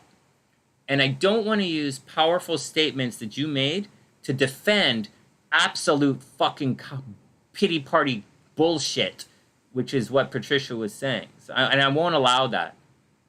I will not allow that. There is no excuse for bad behavior. So that's what I was trying to separate. So I agree with you. I do agree with you. But we're not going to use that to support a really shitty argument. There's no defense for that. All right, here we go. And for Pluto in the fourth, that means you take your home life for granted. Pluto in the fourth means there were problems at your home and you don't care. You might have problems like very simple, like your mother might do something, you don't get along with her and you don't care. You might feel like no matter what you do, your mom's always going to hate you. Or no matter what you do, the window in the house is all, very simply, Pluto in the fourth means no matter what you do, regardless of what you do, the window is always going to break, or the tap is always going to leak, or there's always going to be a problem at home, or people are always going to say, no matter what you change your name to, people are going to always say, oh, your family's fucked up, or where you come from, or this kind of situation is all fucked. And no matter what you do, and you probably feel like that. You probably feel like, what's the fucking point? Don't give a shit about it. And that's Pluto in the fourth. I'll be back.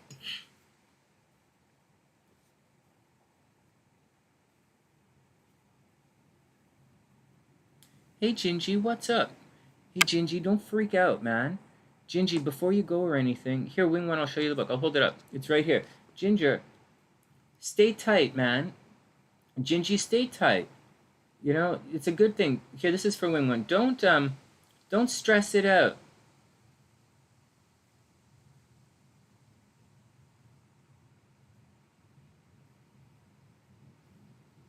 No way, Priestess. I might be doing that soon. I might be doing that. Oh my God, Priestess. I might totally do that. Oh, except that I'm stuck in Toronto. Okay, here we go. So, oh, don't worry about it. I can see it. I have it all right here. I don't know that I can undelete. I don't know that I can undelete Christina's stuff. Oh my God, you hid Christina? What the fuck? You blocked her. Hold on. I didn't even see that. I just saw the things disappear. Christina, come back. You're back. It was an accident. Guys, chill out. It happens all the time, okay? It happens all the time. No, I got her back. Christina was deleted on the channel. I didn't do it. You deleted the wrong person. You're supposed to ban Patricia, not Christina. Fuck. Christina, I don't know what they did. I think I cleaned it up. If I didn't, send me an email. I'll bring you back. All right, next.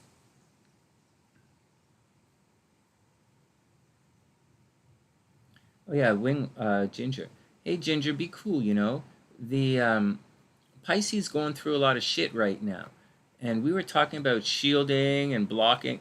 Oh, my God, Christina, the funniest thing that ever happened as far as accidentally block. Guys, because they watch on their phones, right? A lot of Sunnysiders are on their phones and typing, or they accidentally ban some people. Hellbeast does it all the time. It's really funny. Hellbeast bans guys all the time. SLC once banned Green Apple, and Green Apple's a Scorpio. She's gonna fuck me up. It's so funny. I was like, oh no. No, it happens all the time. Hey. Oh, SLC's asking me questions.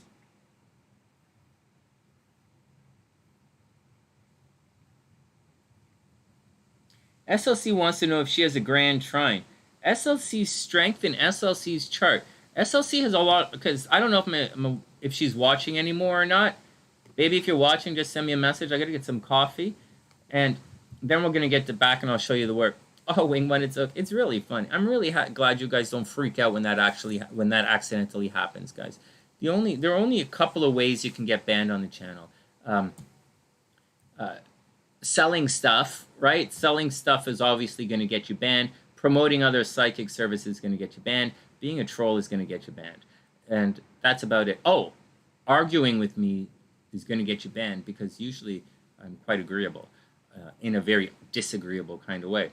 And saying anything negative or arguing with my wife will immediately get you banned. And that's the deal. Also, being stupid is going to get you banned too. Hey, dude, what's up, playa? Okay. Hold on. All right, coffee time. So SLC wants to know if she has a grand trine in her chart or that kind of stuff. But without showing you, SLC's strength in SLC's chart comes from she has a big ass stellium in the first house with Venus. Venus is conjunct Mercury, and her sun is there. I think Chiron is there, right? They get her name wrong all the time. And all of this makes an aspect to her moon in the fifth house, which makes her super creative and romantic, and it's in Libra, and I absolutely love my wife. And so that is the massive strength in her chart. Massive, massive, massive strength that most people, quite frankly, wish they had. Most people want Venus in the first house. They want to be good looking. You know, they want to make money off their look. Most people watch that. You know, they want that. They want, you know. But SLC has some problems. Like Venus is retrograde, Mercury retrograde. Like all this crap is in there. The moon squaring that is going to cause problems. You know, like, but that is a major, major, major power center that she has in her chart. I have a double grand fire trine, but it doesn't really make that big of a deal, or I don't really notice it. And I'm telling you guys, you won't notice it, right? And if you have a fire trine, you won't notice it. Like, I'm really, really lucky. Not gambling or lottery ticket, but I'm really lucky in other ways, like way luckier than you can imagine. And I think that's my grand trine. But I also have a massive stellium, and that causes a lot of situation as well. All right, next. Hey, Joanna, what's up? Hold on, what Johnny said.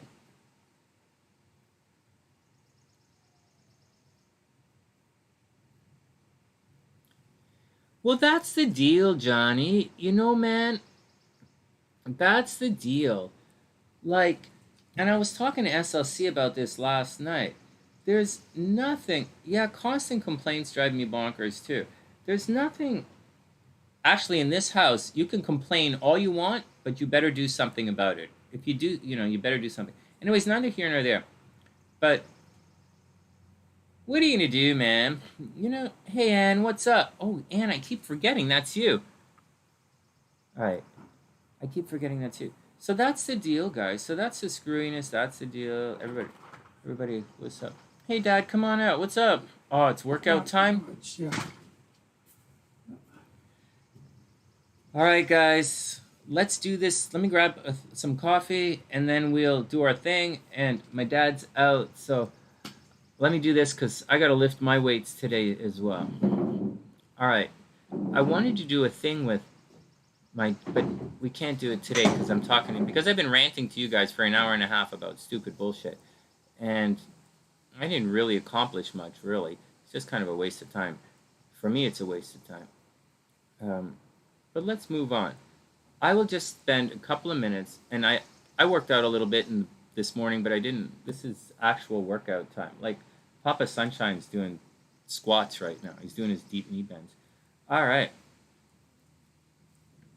And Anne, TTMNL, this is Anne. Anne says,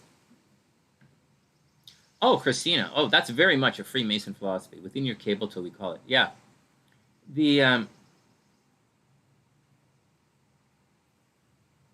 Oh, yeah. So Anne says, got really paranoid about when I checked about your past coming back. He's a Pisces, and he saw he has hidden relationships. Well, right now, Pisces are getting in secret relationships. So, and Gingy just finished her workout. Oh, fuck. We should do it all together, man. What time is it? This is workout time? Noon. Okay. No more bullshit. From now on, breakfast with Sonny is from 9 till noon. And then at noon, we're going to have, oh, not 9 till noon, 10 till noon. And, because I got to talk to my mom in the morning, right? So 10 till noon. And then at noon, I'm going to work out. All right, next. Let's get some coffee, and then I want to show you guys a little bit of the, I want to show you guys the alignment. The whole point of today was my third attempt at showing you guys that alignment that's happening in the sky that everyone is talking about. It's really cool, and I'll show you. I'll even tell you a little bit about astrology, and I won't go on about whether it's positive or negative or anything like that. But there's something kind of neat that you want to see, and really neat. And I'm going to show it for the first time using Vedic astrology charts as well. We're going to use Western charts. I'm going to use Vedic charts. I'm going to show you what's going on, and then I'm going to show you the sky. Everybody be cool. I'm going to grab some coffee, and I'm going to be back in one sec. And today, in spite of everything, I have to get off my ass and design the clothes for your kids. I have to do the Leo, Cancer, and Scorpio. One sec.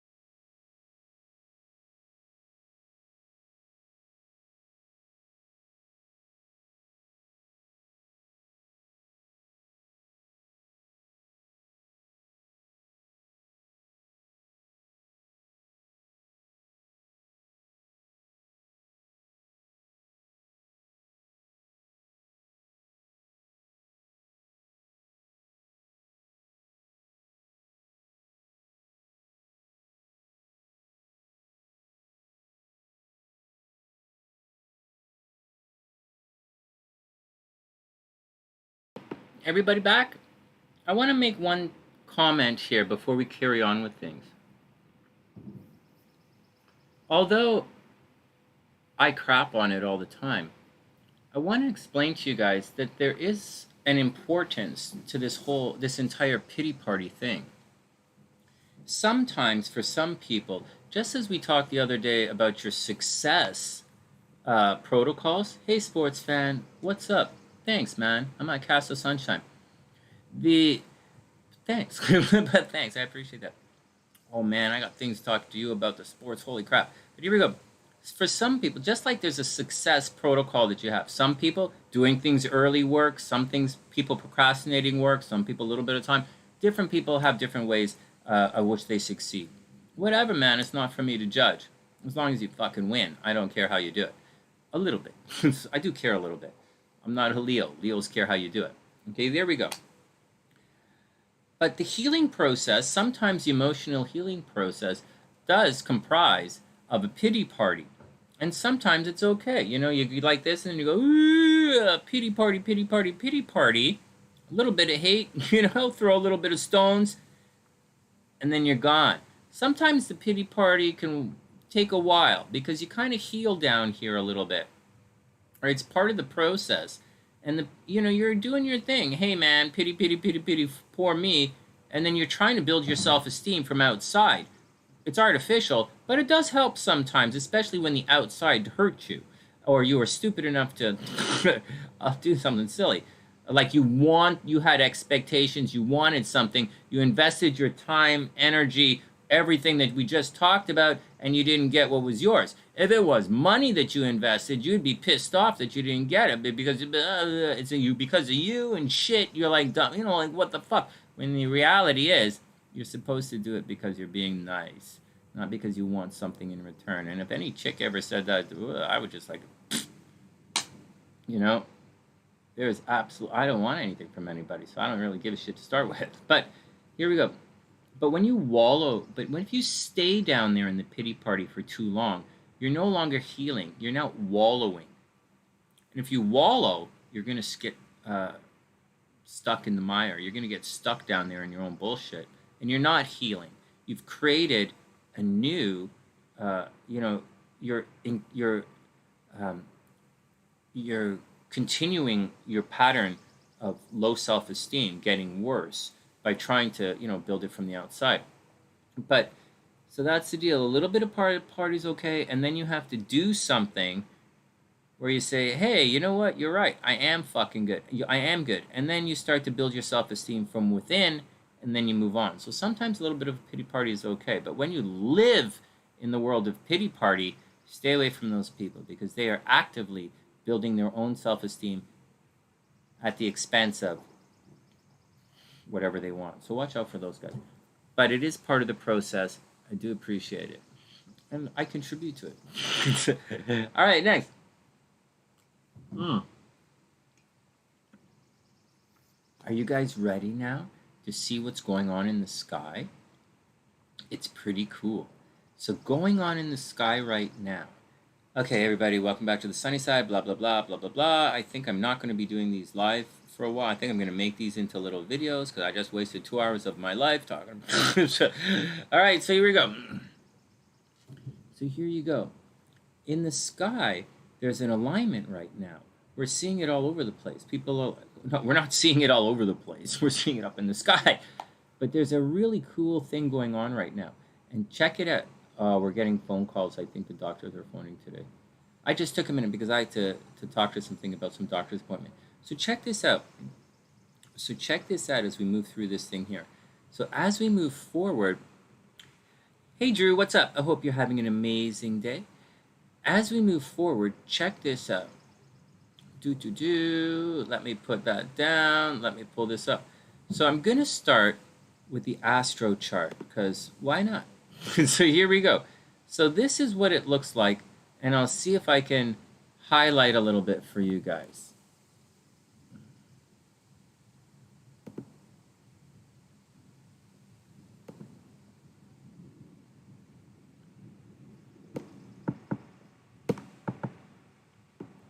So in the alignment that's happening right now, we're seeing a lot of this. Okay, so this is what we're going to be looking for in the sky. And this is what it looks like on the astrological chart. Now, right now, on June 30th, we've gone past the new moon. See that? The moon is in front of the sun now. The moon's gone past the sun. It's a new moon, no big deal. But they were talking about all of these other planets lining up in the sky, or what looks like they're lining up in the sky in a straight line. And I already spoke to you guys about the difference between thinking in 2 dimensions, right? The planets are in 2 dimensions like this, right? So here, they're in 2 dimensions. They're like this. So the planet could be like that, but in 2 dimensions, they're still lined up. In 2 dimensions, they're still right here, right? So that's kind of cool. But up here, they're not aligned, right? So watch this. So here in 2 dimensions, they're aligned, right? You guys are only seeing this. They're lined up. Bring it back. They're still aligned in 2 dimensions. But when we go like this, they are not aligned in 3 dimensions. You guys see that? Additionally, this looks harmonious, right? They're aligned in 2 dimensions harmoniously. They could appear to be not associated, right? If I went like this to you guys, right? If I went like this, these 2 planets look like they're not associated to you guys in 2 dimensions. They're not. But in the 3rd dimension, they're very clearly aligned, right? They have the same declination to it. So what I'm trying to tell you is sometimes you have these positions or planets or things that are aligned in a certain way that are being attacked from things that you don't actually look at in astrology. They're being attacked in the 3rd dimension. I hope the 3rd dimension is not too complicated for you guys when you're talking about planets in space rotating around the sky. But that's what's going on. So there's a lot of benefits out there, some benefactors that you don't see, but then there's also some detracting things there that you might not see as well. So be very cautious about that. All right, and I'm not going to rehash everything I talked about earlier, but this is what's going on with this. So check this action out here. So that's what they said is going on in the sky. Here's your 2-dimensional, your grid on it. And here we go. So that's what it looks like in this kind of astrology. Now, before I show you the sky, you should know that this is actually tropical astrology, right? In Western astrology is tropical right there. This is a tropical chart. So as such, when you look up in the sky, you're not going to see this. You're going to see something different. And I'm going to show it to you and tell you. You're probably going to see this.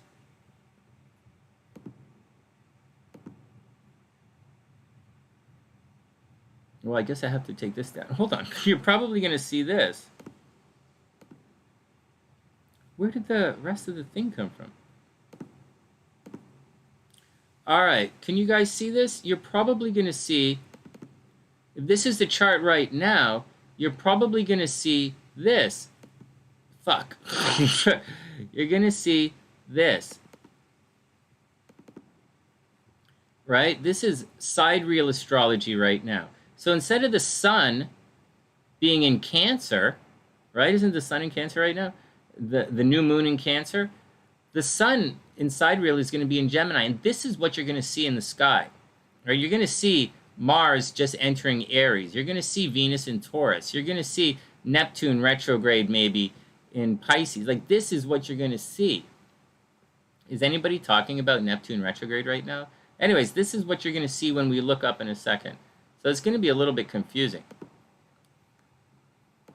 Nevertheless, this is what's going on. So you're going to see this in Western astrology. The sun is in Cancer. So it's going to look a little different. It's not necessarily going to make sense. So because of this, right, when we look into the sky, we can't really say, like, because it's not true. So you're going to have to fudge it and figure it out and align it and see how it works together. It's an interesting thing. It's an interesting thing. But this is what it looks like here. Now, take a moment, and I want to show you something else. I need to pull up a different program. So we'll put that down. This goes down. This goes down. This goes down. And this comes up. Shit.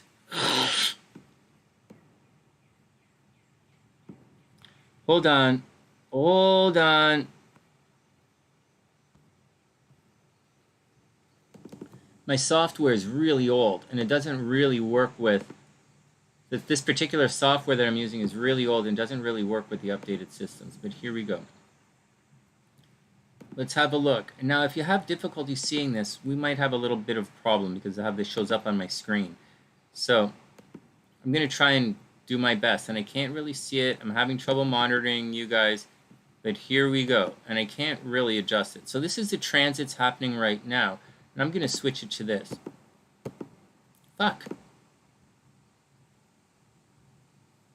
Can you guys see this on the left? Hold on.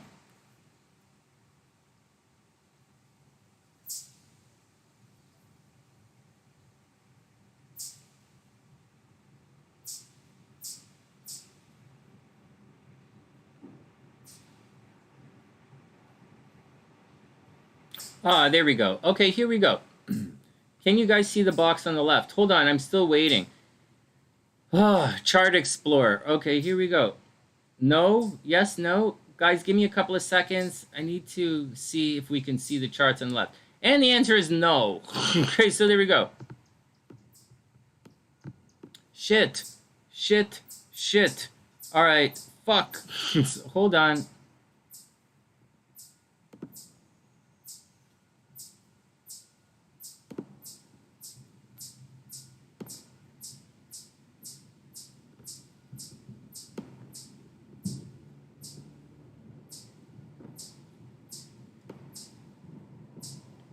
What about now? Shit. The answer is no, right? The answer is still no. What about now? Fuck. I'm doing a really bad job at this. Oh, I can't make it any bigger. Can I? No.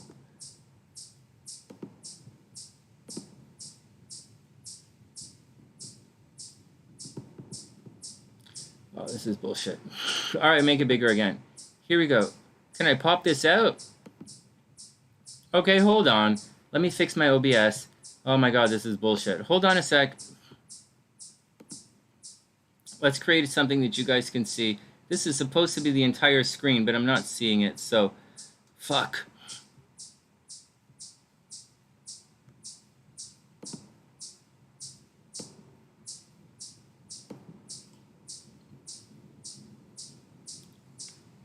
Can you almost see this? Okay, hold on. I'm gonna make this much wider for you guys. Oops, not like that.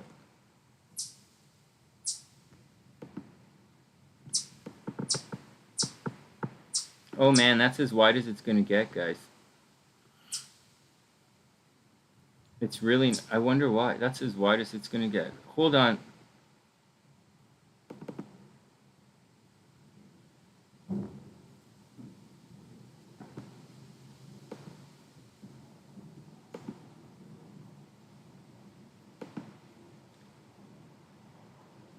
No, I can't. It's not, it's really not getting any, it's not really not.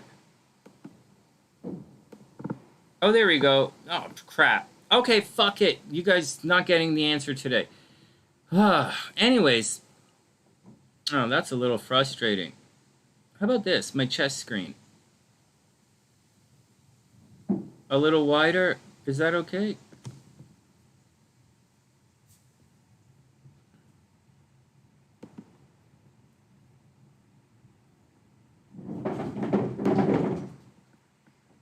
Here we go. Okay, we're back into it. Here we go. So let's lose.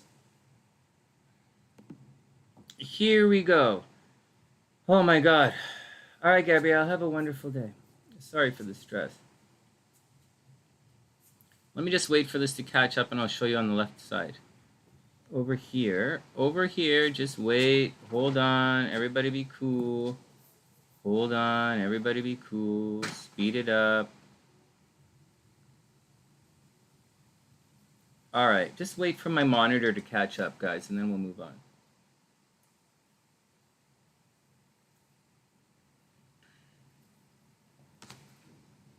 There we go, up in the left-hand side of the chart. You guys seen these charts before? So this is a Vedic chart here. This is how they do it with the square. If you guys are a little confused about this, right, these are two different types of charts here. And if you want to know what this looks like a little differently, we can switch it like this. And you're not that. You can switch it like this, and you're going to see the same thing over in this square right here in the wheel that you guys are more used to seeing. I'm just taking my time, guys. Take a second. I want to see what it looks like to see that you guys can see this, and then I can dick around with it and show you what's going on, and then I'll show you the stars. Obviously, this is not going to be a video right now because I have to hook my monitor up. This is bullshit. I have a monitor here as well. I do. It's downstairs. I do that. No, it's in the... They're using it in the office. I have a monitor here. I could use that. All right. Oh, so there we go. So here we go, guys. So these are the things. So this is what it looks like on the left side. So this kind of thing, blah. Ah, crap. Oh, look, can I make it bigger? If I go like this, push up like this, it makes it bigger. Oh, my God. Is this working or not? Okay. right? These are the different ways of looking at the chart. Let's go back. So if we look at this here, these are the planets. Over here, right? Saturn is over here. Saturn's in Aquarius, right? Chiron, Uranus are in Pisces. Mars is in Aries, right? Venus is here. If you want to know what Venus in Taurus means in Vedic astrology, right? I think the Explorer says this. Well, maybe it doesn't. So, right? Anyways, this is how you use your stuff. And these are the different, okay, whatever is whatever is whatever. I just want to show you guys, as we're looking at this, like this is what it's going to look like in Vedic astrology, right? This is the box. These are what's going on. This is what's really happening in the sky right now.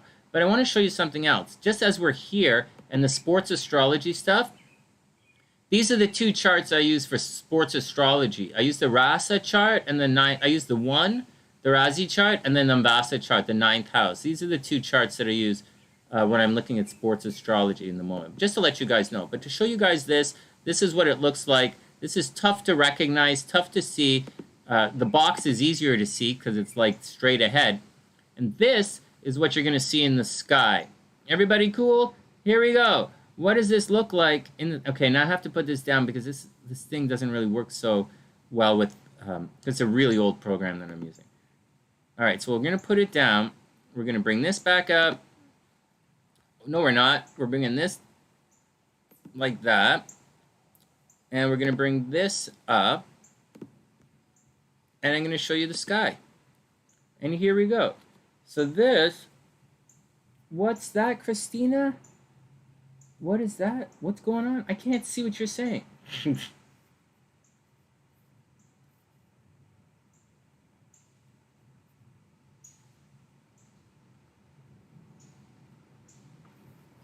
You guys can't see it? Oh, you mean on your phone? Whatever. That's really cute. It's okay, it's okay, okay. So enough. So here's what we're looking at right now. Let's wait for the monitors to catch up. Everybody be cool. So this is what the sky looks like right now. And we're still on the same screen, right? Okay, so maybe I'll go and I'll fix this screen. I'll stretch it out a little. Okay, let's bring it in. Let's bring it in a little bit. And this is kind of what we're going to be looking at right now. So check it out. No, I'm not going to go blah, blah, blah, blah, blah, blah, because for those who know, you guys already know, I am absolutely about to fuck this screen up. Okay, you guys know that every time I come here to this website, I fuck it up. But here we go. Hey, what's up? It's like, all right, here we go.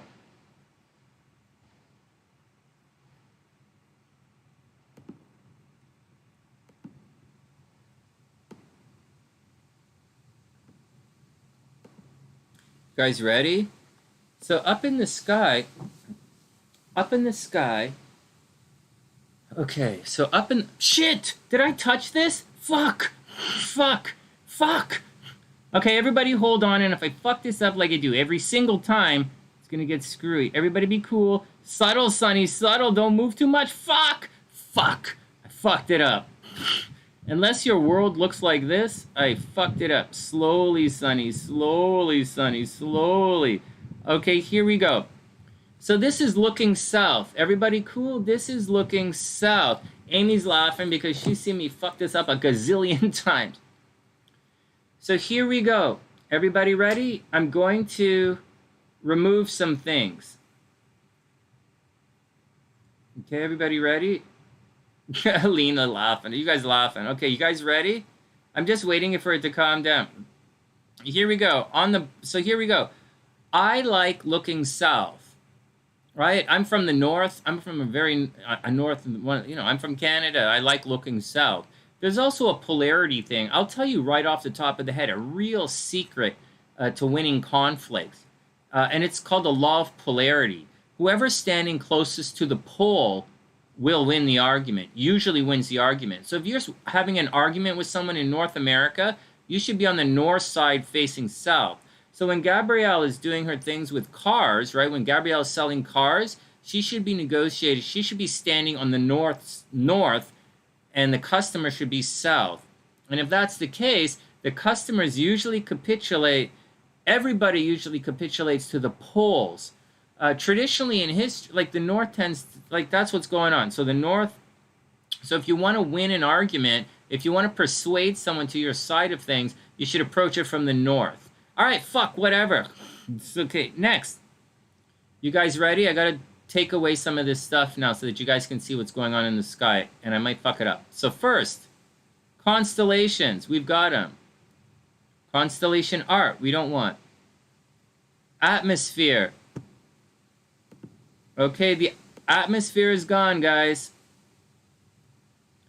Okay, so before I take away the land, I now live in a cup. Sports, that's funny. Maybe. Maybe. I like to wear one when I'm about to talk to people, except, see this red line right here? Let's remove this. Let's remove the red line.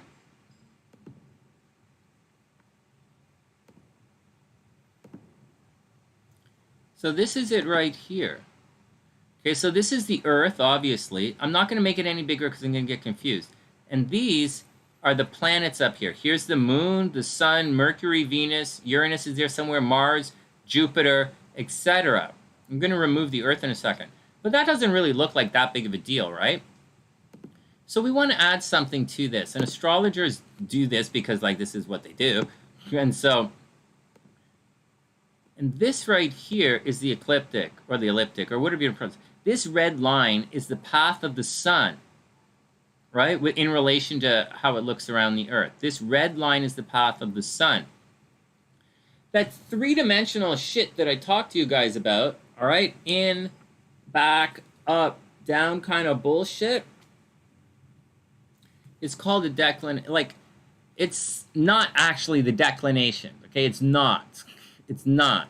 So the dimensions we're using in this particular chart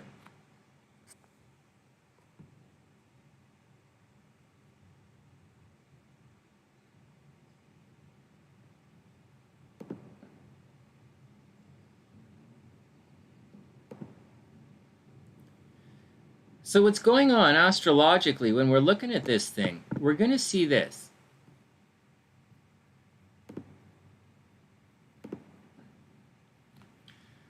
So when you're looking at the chart in 2 dimensions, you're looking at this, you know, you're looking at the sun, you know, the sun conjunct the moon, right? It's right there. And you're looking at this in a very flat plane. Although the plane follows that red line, you're still following it like that. Now, these planets are within, I think, 20 degrees of this red line up, right? Up or down, that's a plus sign, of this red line. If they're above that, it's called out of bounds. Out of bounds. All right, you guys got that? Whether it's above or below, it's considered not the red line. Outside of these white lines that I drew, it's considered out of bounds. Okay, you guys got that? All right, so those are the and those are found in, you know, if you're looking at solar fire, you'll find them in the special chart section right here. So if I went to transits, reports,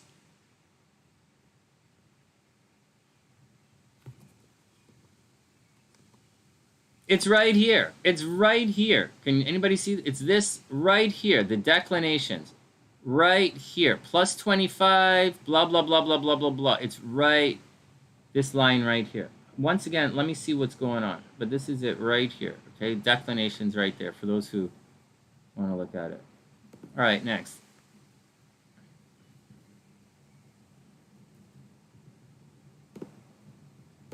All right, so let's get back to this thing. Okay, so you guys cool with that? Now, I'm going to do a little bit more. I'm going to take away the landscape now. So this is the sky, and try not to get lost, because I'm going to get lost, and I'm going to try not to screw around with too much stuff, because I'm going to get confused. So we're going to, the moon, see how the moon is over here? This is the moon. It's past the sun, because it's the 30th, right? This is the calendar. But I'm going to back it up a day or so, and you're going to see the moon go back to the new moon. You're going to see the new moon when the moon conjuncts the sun. Oops. Back. So this is today. Back a day, right? 29th. You see how the moon right there goes black? Let me move forward, and you'll see how the moon lights up. See, as we move forward, you can see that the moon over here is gaining light, right? It's moving away from the sun. It's getting brighter and brighter, quarter moon, crescent moon, whatever the fuck you want to call it. And then backing it up, right? As the moon is on top of the sun, you can see this is the new moon right here, right? And as we move through the moon is on top of the sun, right? Right there. You know, that's what an eclipse looks like. All right, so the moon is back here, and this is what the alignment looks like there. But you guys want to know what this means. And when you look at this and you're like, holy shit, Sonny, what does all of this mean? Hey, Clutch, what's up, playa? Great to see you, man. I hope everything is cool. Really do. So when you see this, you know, you're looking at it and you're like, well, like, fuck, man. Well, like, fuck. It says Mars is in Pisces. Mars is right here. It looks like it's in Pisces. You know, Mercury's in Taurus right now. Gemini is over here. I thought the sun was in Cancer. This is very clearly Cancer right here. I thought the sun was in Cancer. The sun's between Gemini and Taurus. Here, let's draw the picture so you guys can see it.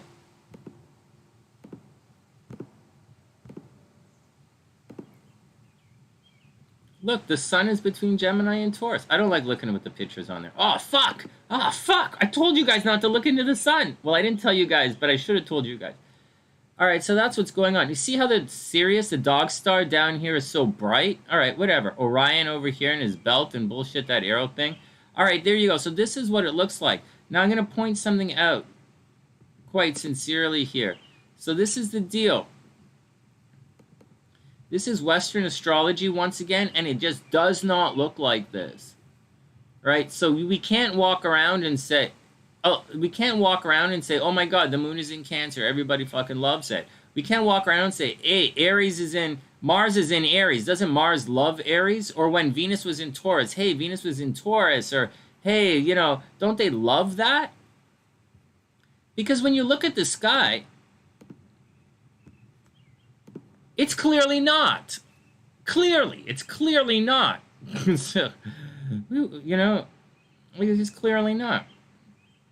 So I can't walk around and say things like, holy shit, this is the strongest astrological alignment since 2004, because all of the planets are in their home signs. You know, Venus is in Taurus, Gemini is in Mercury's in Gemini, you know, Aries is in Mars is in Aries, blah, blah, blah is blah, blah, blah. Uranus is in Libra, you know, whatever. So, whatever, because it's not.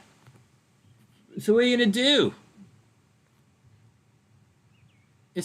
And I'm not saying good or bad. I'm just saying, I think that thing looks a lot more like this. You know, the sun in Gemini. Mercury's in Taurus. Venus is in Taurus. Mars is in Aries. So, that thing that they're talking about, it's in sidereal astrology, it hasn't happened yet. That alignment that everyone is talking about in the sky, I'll say it again, in sidereal astrology, has not happened yet. It's going to happen.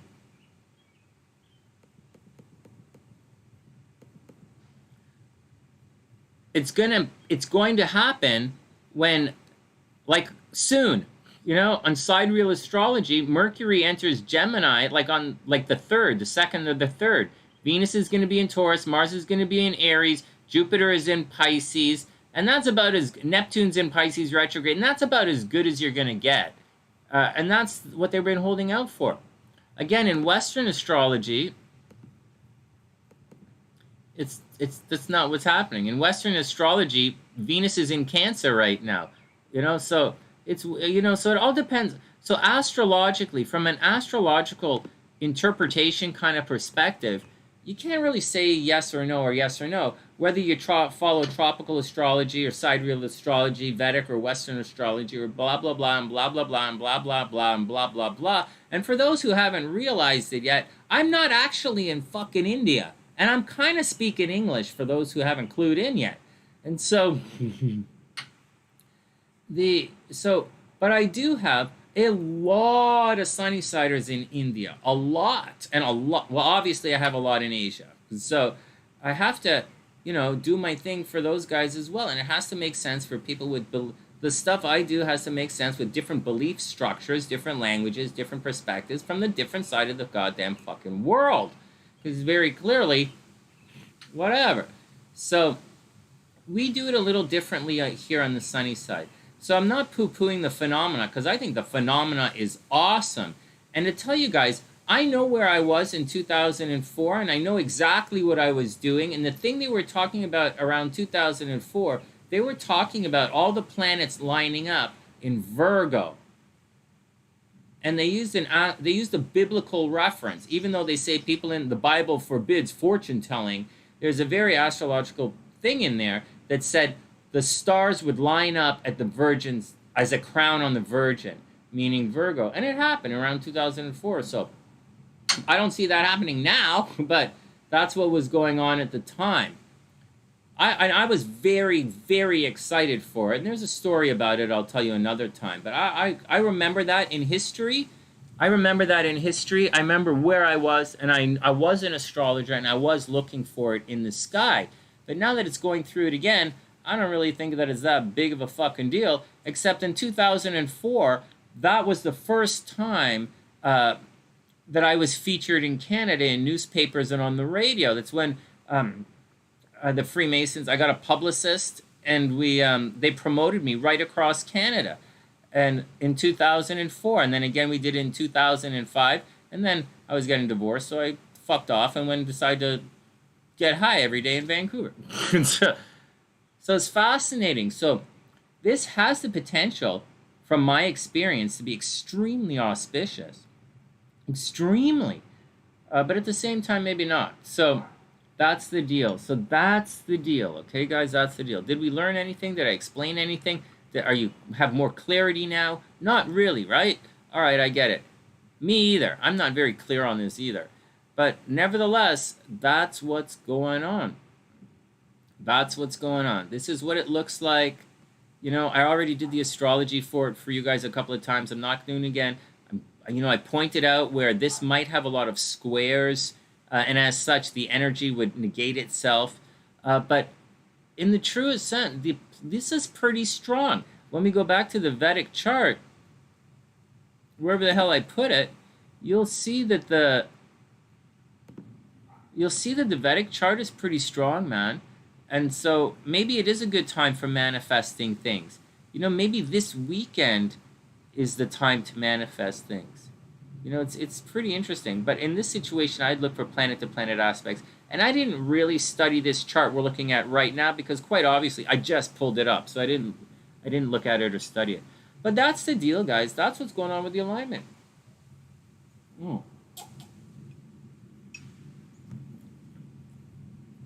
So that's what's going on with all of that bullshit everybody's talking about in the sky. I want to say it's bullshit and fuckery, but it's actually pretty cool. It really is pretty cool. And there's something else I want to point out here. It's really cool.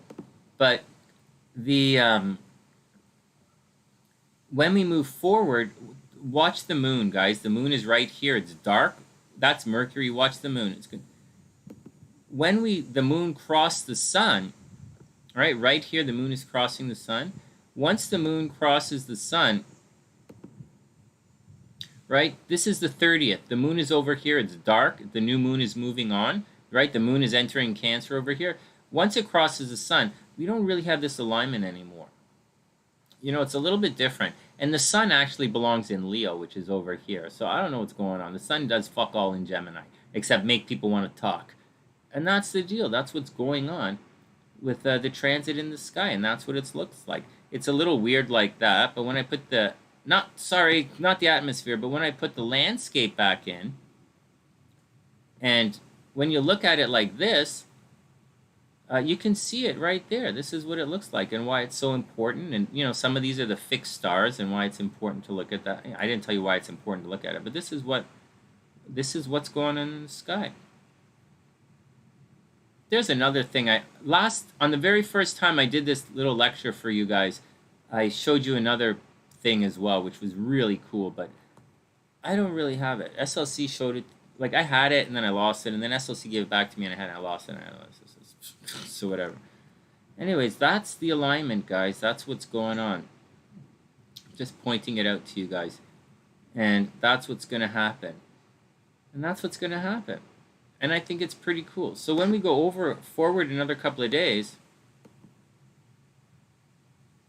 I mean, the moon is going to fuck off into Leo, right? The moon is absolutely going to fuck off into Leo. So I don't know what to say, but this is it. And believe it or not, as much as I want to say no, because it's stupid and the planets don't quite align, they actually don't align yet. In my experience,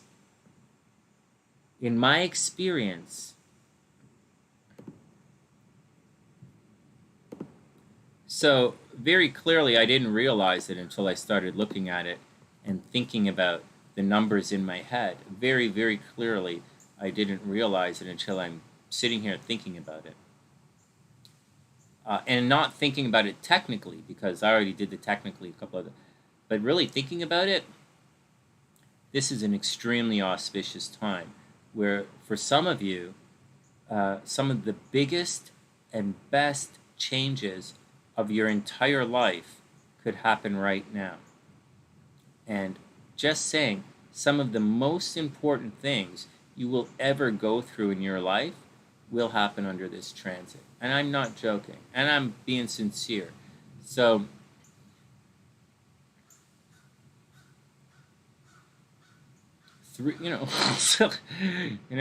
so good luck.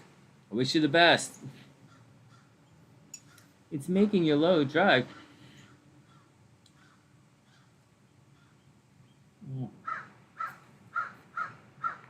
Amy, don't worry about low vibe. Low vibe is okay. Low vibe is okay. You could plug it into Wi-Fi now. You don't need to. You could get your vibe. You could up your vibe anyways. If your vibe is too low, then tune in tomorrow when we do a workout, when we do a live workout, when PappaSunshine and I are lifting our weights tomorrow. We don't lift weights here anymore, but I'm going to use the Dynaband, and he has handheld weights he uses. So if your vibe is low, grab some motion lotion, grab some lube, and wait for tomorrow at noon, and PappaSunshine and I go work out for you. But you got 74-year-old guys with all right, go through game again.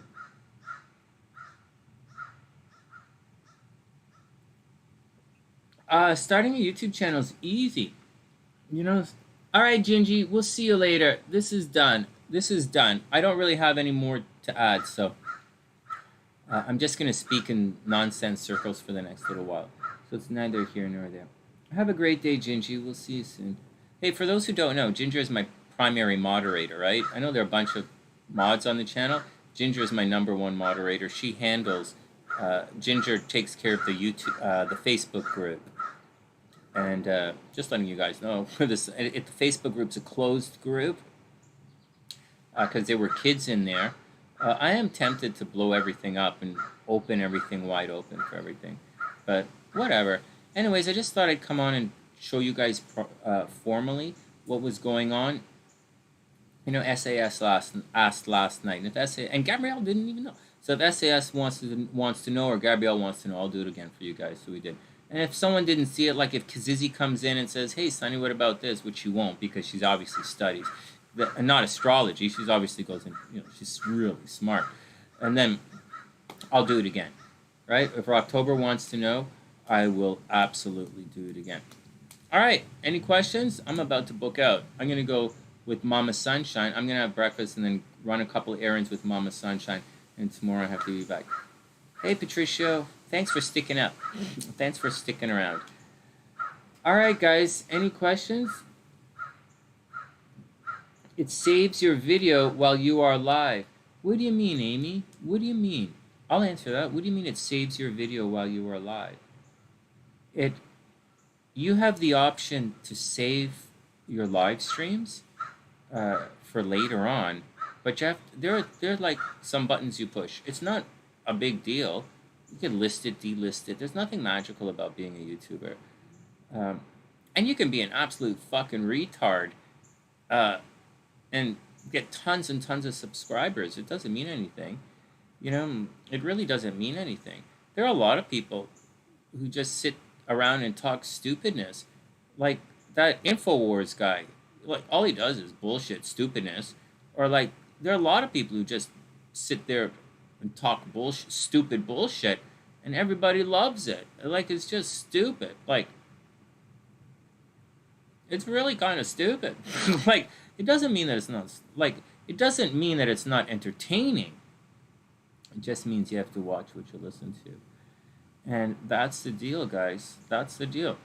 There is a little bit more, but like I don't really. Let's move on. It's been a lot. Oh, the video. All right. Next. Well, Amy, why don't you start a YouTube channel? You obviously have a YouTube. You have a YouTube channel, whether you realize it or not. I would show you like Reads with Sonny, my email, right? My Gmail. I think that's a YouTube channel. There's nothing there, but I think it's a YouTube channel. I just need to put videos there. I think if you have a Gmail account, you have a YouTube account. I think that's how it works. I don't really know, but I think that's how it works. My stuff was set up long before Gmail, so I don't really know, but it's really easy. Just go ahead and shoot your videos into the thing. All right, Yoshi. All right, Yoshi. Be super, super, super cool. I'm about to book out Yosh. I hope everything is cool with you, man. No, Ames. Like, seriously. If you want to have YouTube, you probably have it, right? Do your thing. You do TikTok already, right? You've got all that stuff on the TikTok. Your TikTok should be able to shoot over to YouTube. I'll tell you something. There is a astrological channel that does astrological bullshit, right? Like, who's the strongest, or why is better than that, or who's gonna fuck around, right? Like pure astrological subjective bullshit. And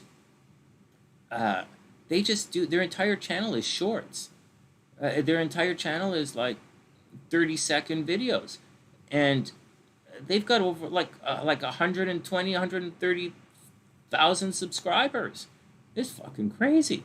I don't know if they were initially TikToks that moved over to YouTube, so if they're multi-platform stuff, but they're definitely on YouTube, and they're definitely doing this. Kind of interesting.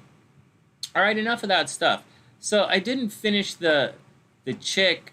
I didn't finish the chick, and I didn't do the RKelly, but I think, but I read from you guys a little bit from the Shambhala.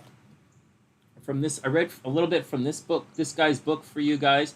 This is one of the books we have in our library here. You can obviously, I read it when I was a kid, but tried to explain something of the path of the real warrior, like of the warrior versus the path of the, the path of, the real path of love, the real path of compassion, the real path of flow, the real path of transmuting energy, not the path of shielding. Not the path of hiding, not the path of fear, not the path of poverty thinking, not that path of limiting yourself by blocking the world off from you. I'm saying very clearly, I don't really believe in shielding, but if that's some stupid fuckery going on over there, I'm not going over there. I don't need to be shielded from those fucking guys. They're not going to hurt me. I'm not afraid of them. I don't need to shield myself. Not at all. I don't need to build a wall between me and anything, because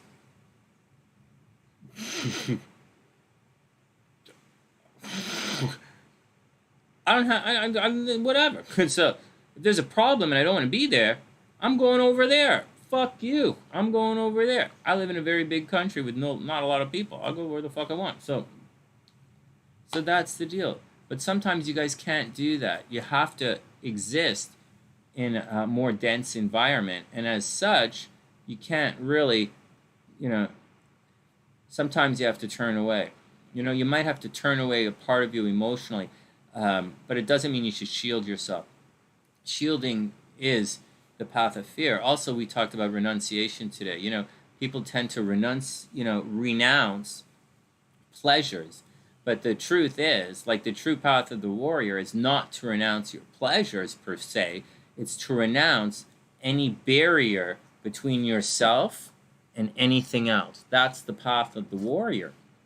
Siddhartha was initially wrong, and he changed his path. Right? Siddhartha changed his mind. He realized that was the wrong thing to do, and he realized he was actually giving up the wrong thing. Right? He was giving up his pleasures. He thought that's what he had to give up. But in truth, what he had to actually give up was the bubble that his father placed him in when Siddhartha was growing up. He had to give up the bubble, the cocoon that he was in. And he did. Unfortunately, just like you guys think in terms linear thinking, like higher vibration is better, lower vibration is bad, and I just explained earlier why that's kind of a fallacy and a myth, and you're being trapped by a thin vocabulary and a limited perspective, which is okay. It's all fine. There's a reason for it. But the thing that Siddhartha gave up was supposed to give up was being sheltered. That's what he had to give up. But he thought, because the Siddhartha thought in a linear way, he thought he had to give up more than just the shield. Or he had to give up more than his cocoon. But that's not true. You don't have to give up anything except your closed fucking mind. Is all you have to give up. And that's it. And once the Siddhartha realized that, well, now we're talking enlightenment. Now we're talking a spiritual being. Now we're talking someone who could be called the Buddha. But until he was able to realize that maybe he gave up too much, he had to go back and figure it out. Until that point, he couldn't call himself a Buddha. There's no way. He's fucking wrong. The Buddha is never wrong, right? By definition. Although he might have high fucking cholesterol, he's never wrong. So that's the deal. And I don't see the Buddha dunking any balls anytime soon. So that's the deal, guys. I wish you the best on your journey today. I will be back a little later doing readings for you guys. I'm probably not going to make any videos this afternoon. I'm probably going to go with Mama Sunshine to do a little bit of grocery shopping. And I'm probably going to go... I really just want to chill out and read some books today for you guys. But all the reading I've been doing, I haven't been making videos for you. And I should be. And I haven't been. So I don't know. I had planned when I came to Canada to go out and shoot videos on my phone. But my microphone on my phone, to talk on the phone, isn't really working. So I can't really do that. So I think I'm just going to go work on the sports gambling book for you guys. And it's neat. It's neat. It's a lot of fun for me. That's the difference. That's the difference. That's the difference. All right, next. All right, next. What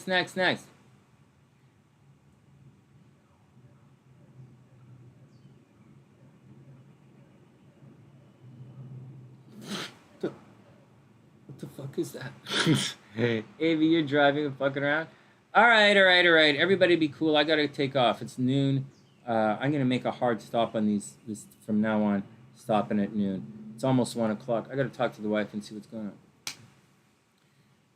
It's all fine. Balance or non-balance, it's kind of irrelevant. It's kind of irrelevant. It all depends on what you're trying to achieve. And that's what it all depends on what you're trying to achieve. You have to remember that the way you see, balance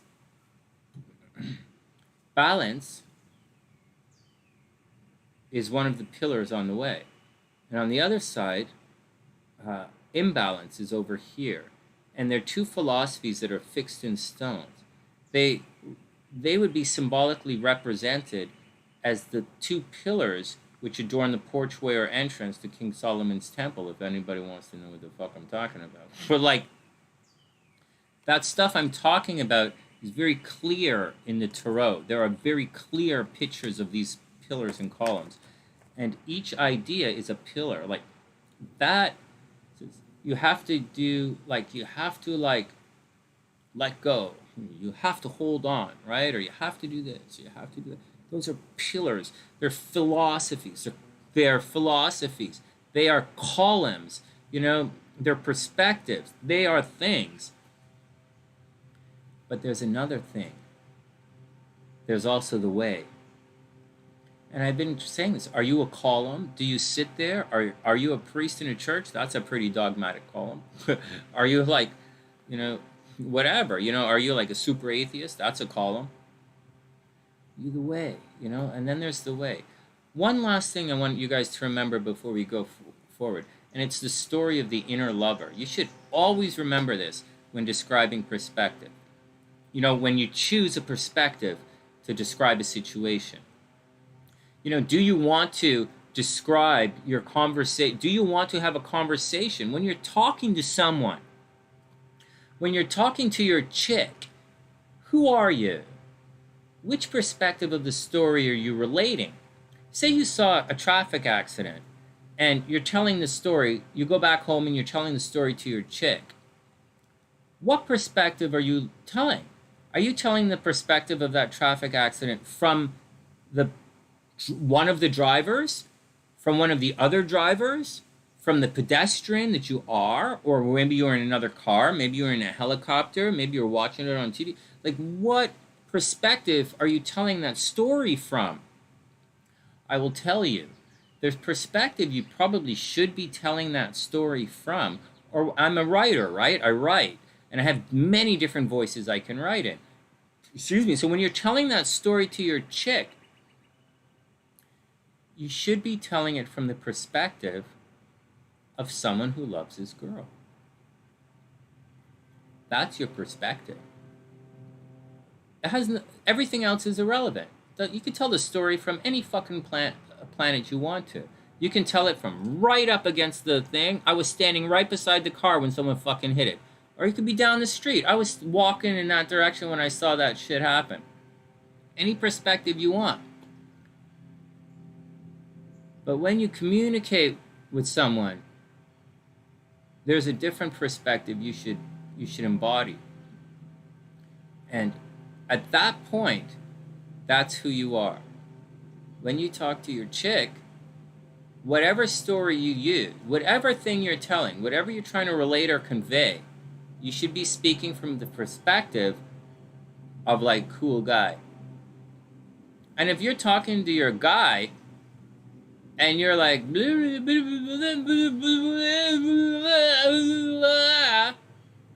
all right, well, you could tell that same traffic accident story from the perspective of whiny bitch, from the perspective of pity party.